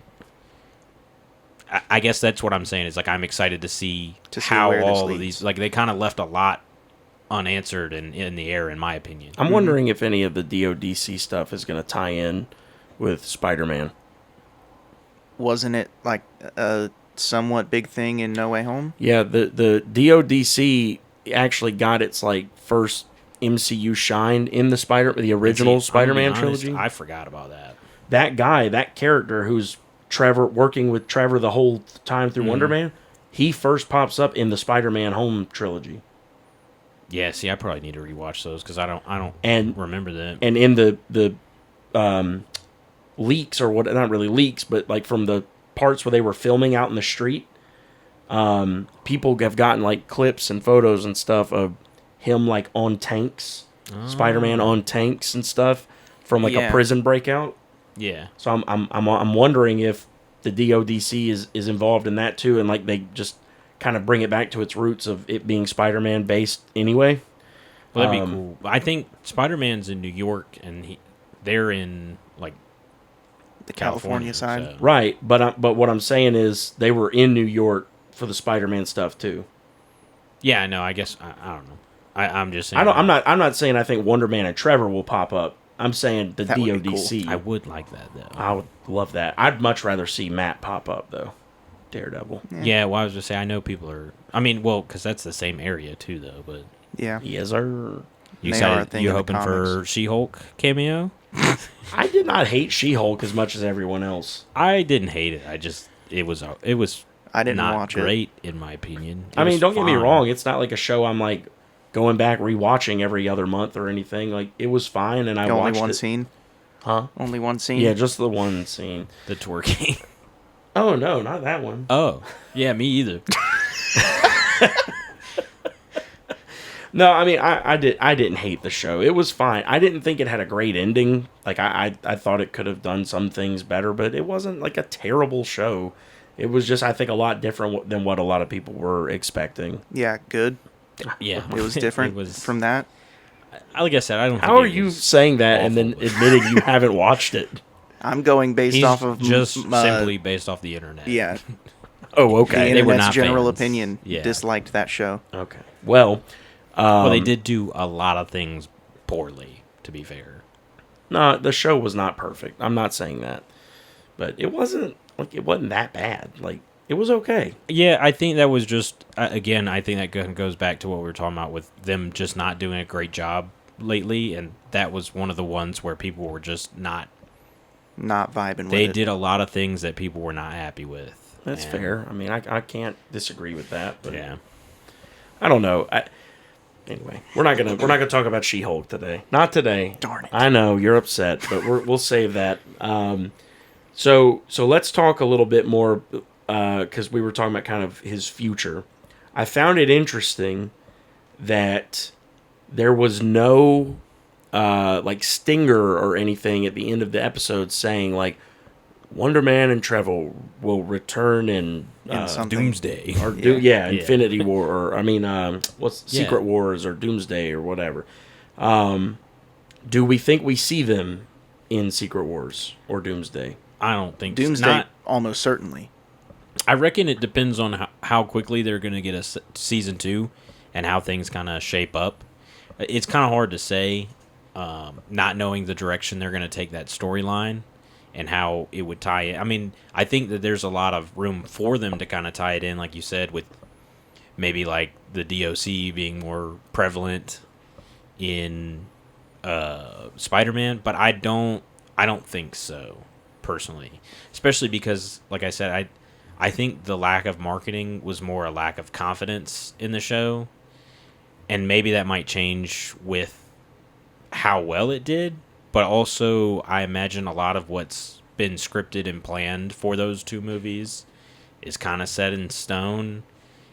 I don't think that they would mess with that unless, I mean, like I said, people really liked it, so it's hard to say, but I mean, I don't know how big Secret Wars is going to be, but Doomsday is going to be huge, right? Like, Yeah. I don't see anyone not. I'm just going to go ahead and tell you, for whatever you think Doomsday is going to be, Secret Wars almost has to be bigger. well, it should be, but I mean, I guess They're, I mean, they're I know already talking about splitting Secret Wars into 2 parts. I isn't that thought what they Doomsday did was going to be with the as comics though too? In their 2 parts, or am I wrong? There's think there's 2 There's storylines. 2 runs. Like one happened in Oh, like okay, the okay. 80s, and one was like 2015. Okay, never mind. Scratch Because that. isn't the original Secret Wars where Spider-Man gets the black suit at Yes. first? Yeah. Yep. I am not a comic book nerd. I don't know anything about that. Lie to me again. I like comic books, But not like the, that. like the idea of them. Like that they are a thing. But is I don't. cool. I don't personally read them. Not, You should. I listen to probably YouTube should, a but lot. I just I was gonna say I have a guy that I watch his things on YouTube, I have a guy for that. Yeah. and got a anytime I comics have guy. any questions, He should be on Pawn Stars. Let me get my comic book guy. Yeah. It's the only Best I guy can do is got. 35 Any cents. questions I have, I'll just go watch a video. He's probably got a video up. Yeah. No, that's fair. I mean, that's a good way to get comic information because they're not cheap. Yeah, and there's so many of. That's my thing too. Is like I'll be like, oh, I kind of want to read this, and I'm like, okay, well, I have to find all of the issues for this run, and it's like sometimes that can be a real pain. Or like But an that's the omnibus. fun of the hunt. I'm not into it. Well, And then get you still into have I it. to should probably spend just money down. on 'em. I was gonna say I should probably just. Also, like all those storylines, kind of like how they break them up into different comic books, and it'll be like, oh, there's like some of this story in this comic book, And then like, that's not this this name series. brand That is superhero annoying. has this. and it's like I haven't been reading those, so now I feel like I have to either read those or buy it and not know half of what's going on. Yeah. That's how they make money. Yeah, well, I don't. but it's wanna pay annoying for to it. follow it. Well, I just follow it. want to enjoy what I enjoy. Yeah. But I mean, I kind of got to that point with the MCU too, though. It's like you feel like you have to watch everything, even if you don't want to, just because it's like you might miss something or a hint, or there's part of this that leads into this, and it's like it kind of almost becomes a chore when there's as much as there is. See, I think if they were smart, they would follow this formula more. Like, okay, we got a new character. We're not going to give him a movie. We're going to put him in a Disney Plus show, and we're going to introduce people to him through that. And you get 8 episodes, anywhere from 30 to 45-ish minutes each. So you get a few hours with this character focused on this character and what they like, what they don't like, what they do, what are their powers, how did they get them. You get backstory. We give you this smaller scale, more like microscopic view of this character's life before we start throwing them in the movies, and the movies can be saved for like the big team ups or like big finale things The or whatever. Avengers things. Because then you can also start to learn like, okay, maybe this character doesn't really need a movie, but like we could put him or Yeah, her we in throw a this cameo movie. in there. Right? They could cameo here, there, Well, I whatever. also think that would be good from a. I mean, I don't know. I don't run Disney, but it seems like they could save some flops that way, being like, okay, well, the show didn't do well. The people didn't respond to how we wrote this character or the storyline we chose for this character. So we're just gonna, not make a whole movie and spend a lot of money and then have people not enjoy it. Right. So I think that would be a good litmus test for whether or not people are gonna enjoy the way they do a character. So, as far as their formula of dropping it all at once, are we for or against? Against. See, I agree. I would be for it if it wasn't such a good show. You know what I mean? I think shows I care about less, I'd rather you just drop. I don't know. Honestly, I'm kind of on the fence. I'm on the fence because part of me is like, it's nice to just binge all of it. But also, I feel like you lose a bit of it when you do that way. Yeah, I mean, in terms of how it is consumed, it's more convenient for us as the viewer to just be able to have it all and watch it when we can. However, for the actual stories and the excitement about it too. Yeah, you sit with each individual thing less. There's not as much buzz about each individual episode and what could happen next time. With WandaVision, when that was coming out episodically, and that was there was mystery to it. Yeah.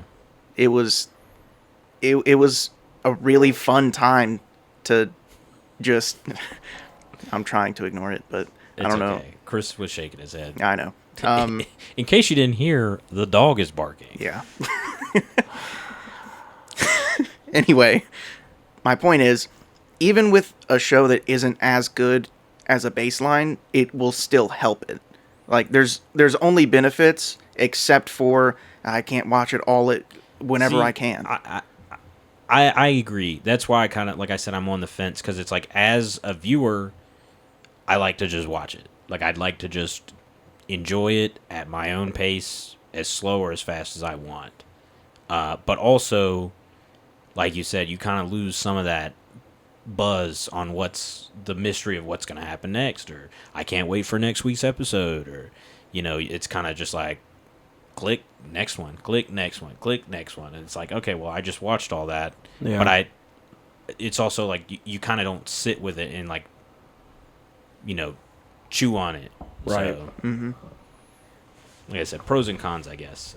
Mostly, I think for the story, you're probably right. It is a bit of a con, but I almost of convenience, I do enjoy. Just if I got a couple hours just watching all of it. Yeah. I mean, that's kind of the world we live in today. I feel like most people are bingers now, but I'm all about taking my time and getting an episode a week, being able to talk about it, be a part of the the fandom. What do they call it when something's the talk? I am not familiar with the term you're trying to get at. I can't think of it right now, but I like being in the mix with all that. That stuff is like I said. I think the more important a show is, the more that has. So I think maybe for the introductory shows, I'm fine with them being just dropped. Like you said, kind of a new character. We kind of get to figure out their life and how we're gonna enjoy, if we're gonna enjoy it or if we're not for it. So I'd be fine with those being dropped. But I think some of the bigger shows like WandaVision or whatever, where it's we know this character, we've had this character in several movies, and this is an important, more intimate story for this character. I think those are the ones they should drop episodically. Yeah, that's fair, I guess. That makes bigger, more eventful shows can. I get it. That makes sense. Yeah, because then it's there is going to be that buzz with it, where it's if it's a show I don't care about or I don't know I care about, I could just sit and watch all of it, and then it's once I know I care about it, then I think I'd want it episodically. Speaking of bigger, more important shows that drop episodically, am I the only one who thinks we got our first little nugget of information about Severance Season 3 in this show? I did hear them say the ex-girlfriend said that she was casted in Severance. Yeah, I Laura looked, pointed out. She was like, Severance. And I was like, yeah. I looked her up. Her name is Olivia Thirlby. I think Thirlby. And I'm definitely going to be keeping an eye out for her because if she pops up in Severance Season 3, I'm going to be like, that's really dope. That would be Did awesome. she say season 3 in the show? She or just did said say Severance. She season said the 2? new season. Oh, She said okay, the new okay. season of Severance. So, Which honestly, give it's me that shocking too. to me that Apple TV And would honestly- allow that. Well, maybe it's just free publicity. Maybe I don't know, but it's just odd that like so many different things that. Well, I don't want to say so many. I don't know like all the ins and outs of who owns what, but that is just odd to me. I see that it kind of almost seems like competition. yeah. But I think it's one of those like meta nods to like what's going on in the real world. Like, it's a popular show. They're actors. It would be a big deal for her to get that. exactly. Yeah. Yeah, no, when I heard maybe that, I they're was like, I'm sure that there are some Disney people who are fans of Severance. I mean, it's such a good Us. show. We are. Well, I just meant like, mean, like, people, people that work at there. Disney. Oh. So Us. there's probably some Yeah. overlap with them kind of like nodding at something they enjoy. I don't know. that makes me happy. Yeah, no, Yeah. me too, because, I mean, that show is so good. It's so good. I hate we're not going to still be doing this podcast when Season 3 comes out. Yeah. Yep. At least I'll get to talk about it. Maybe y'all will listen. Probably not. Ryan hates podcasts, by I'll the give way. it a- I'll give it a podcasts like. are the worst. Don't watch this. What'd you say? I'll give it a like and close the video. Oh, okay. Yeah. Could you at least play it in the background while you do No. it? Oh, He doesn't want your algorithm to get messed up. yeah, that's fair. That's fair. Don't want that. So, how are we looking on time, Laura? 54 minutes. You want to wrap it up? We're gonna have to kind of start. Yeah, I wrapping mean it. that's okay. I think I think it'd be nice to have more to talk about when we've watched more episodes That's of true. Game We're- of Thrones. we'll I guess we'll plan on next episode. It's probably going to be heavy on the Night of the Seven Kingdoms, which is good. I think by then the whole thing will be out because the trailer for the finale episode just dropped today as we're recording Oh, this. nice. How many are there? 5 out, 6 I think will be the finale. Which is crazy short, but it is, Oh, but it's they're a kinda spin-off longer show. And episodes. yeah, I there's guess they probably only didn't so know much- it was going to be as good as it is. Oh, too. well, yeah, they did. Oh, well then they've got no excuse. I why just think there's not only more. so much you can say about him. The one, he's not part of like a great. I would say family I'm or also anything. not familiar with the Their story. game. Like I know that I know that he was like hinted at in the actual show in the Book of Nights. Yes, But full I'm pages. I haven't read. That sounded more Harry Potter than Game of Thrones. Yeah. Blood. Mudblood. Okay. You can't say that. I did though. I'm beeping that out. Cancel Okay. him. I'm beeping it out. It's a shame you don't Please have a do. beep button. We do have an applause button. I'm not applauding. that. Nobody's applauding that. I will. Gosh. Anyway, I think that pretty much wraps it up. No. we're And scene. we'll go ahead. Yeah, we'll close it there. Well, first we got to say. I mean, we watched all of Wonder Man. So what are we giving it out of 10? Ooh. Honestly, I want to give it a 9, but I wish there were more of it. And that's, I think I got to give it a 9. I think it delivered everything I wanted and more from it. It wasn't perfect, but it was really, really good. And like I said, I think my biggest complaint is I didn't get enough of it. I'm going to So- be honest with you. If they had gone with like a different kind of dynamic for his like right hand person, I don't think I'd be as high on it. Exactly. I But- said, I think the character work was so good. Their chemistry was perfect. They were both like theater movie nerds, and they were just having a good time Well, a lot of the time. And not even just that.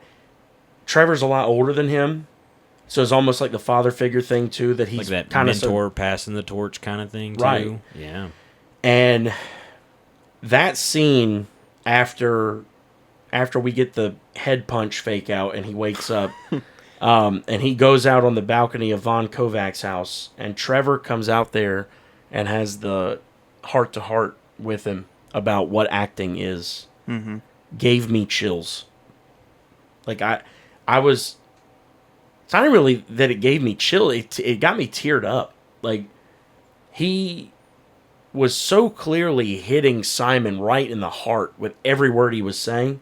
But on top of that, as a viewer, like going back to what you said about how they're actors in the show and outside of the show, so it's a different level for them of performing these roles. As a viewer, I was like, gosh, you can tell how much they love what they do. Oh, yeah. And it so came through in that scene. And so that's why I say I got to give it a 9. Because it was like, I'm not even watching this for the action. Like, as much as I wanted to watch this for like a superhero action thing, it's like I fell in love with the characters so much that like I said, I just wanted I even more love of it. his mom. Yeah, she did such a good job. Too. She's so cute. I love her. And I kept thinking, I was like, no one better hurt her. If the DODC shows up at his mom's house, I'll lose it. I also, honestly, I loved the dynamic with him and his brother. Yep. Because like it felt real. Yeah, because like they have their issues, but they're also still family. Right. It's like that's kind of how I feel about with my brother. It's like we like, we argue and fight about and like what he was gonna say to the interviewer lady. Yeah, like you would like if your brother was kind of a jerk, but like also like still your brother. You know. Well, it's like how, like he clearly like Alex.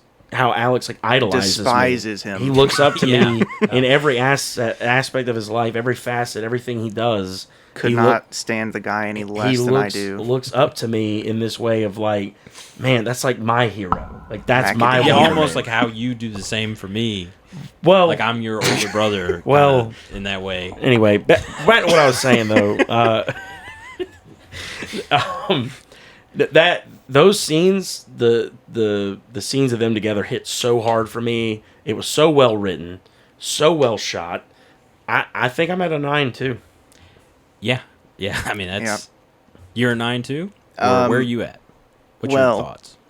I at first was thinking 8, and then we kept talking about then we how both much. said 9. Well, that too. You no, are you going to give it a half number like you said you wouldn't? Please. Not yet. Anyways, I'm not going to break that rule immediately. Instantly goes back on. That's going to be our running thing. It's like, when can we get Alex to give a half score? Oh gosh, now I have to stick. We with have to my find guns? like a show that's like 0.5. It's just awful. Well, we should watch 0.5. What is that? The Room. Oh my gosh. Yeah, but I've heard that that's so bad that it's good. No, it's just bad. But people enjoy making fun of it. It's so bad that it's fun to make fun of it, Yeah. but not in a. It's a good show. Like you won't enjoy the movie. Yeah. Well, anyway, to add on to what you were saying, I think that conversation at Von Kovacs' house, like with how Trevor was talking about it, it also just adds to his character arc throughout the whole show, and like him explaining to random people on the street because he doesn't have any friends about like, yeah, my mom was like the one person who was rooting for me, and like acting is the most important thing anybody can do, and like that's how his whole character is through the show. To hear him talking about acting to someone to help him cheer him up about like he kind of screwed up a little bit, it was a very good scene, and I am going to give it a 9. Nice. 9.5 from Alex. Nope. Yeah. Not what I said. Also, real quick, have you seen The Matrix, Chris? Yeah. Okay. The actor that replaced Trevor. Yeah. Keanu Reeves. I didn't realize who that was when they first met him. They talk about that. Did I miss that? I guess they talk about the scene of him eating the steak. They talk about that in the Wonder Man. Oh, I don't. Well, oops. I have no idea what I we're watched talking it about after right now. work. I was tired. Oh, he was talking. Was I? Laura's over there behind the camera. I don't doing think I this, was. saying this, I running that notoriously yapper. do not talk in the middle of shows and movies. Ever. For you guys that don't know, I'm real bad at it. Well, anyway. Well, there you have it, guys. That's our breakdown of Wonder Man. We all three loved it. What did you guys think about it? Please let us know in the comments below. Like, comment, all the interactions. Subscribe if you haven't. We're going to be back in a weekish or so with another episode where we're going to get into Night of the Seven Kingdoms, which Probably is a new... something else. We're not sure yet. And maybe What? something else. We haven't got that part figured out yet, but at least Night of the Seven Kingdoms. and we're gonna have a fun Game of Thronesy day talking about that. But until next time, thank you for tuning in. This has been Mega Media Nerds signing off.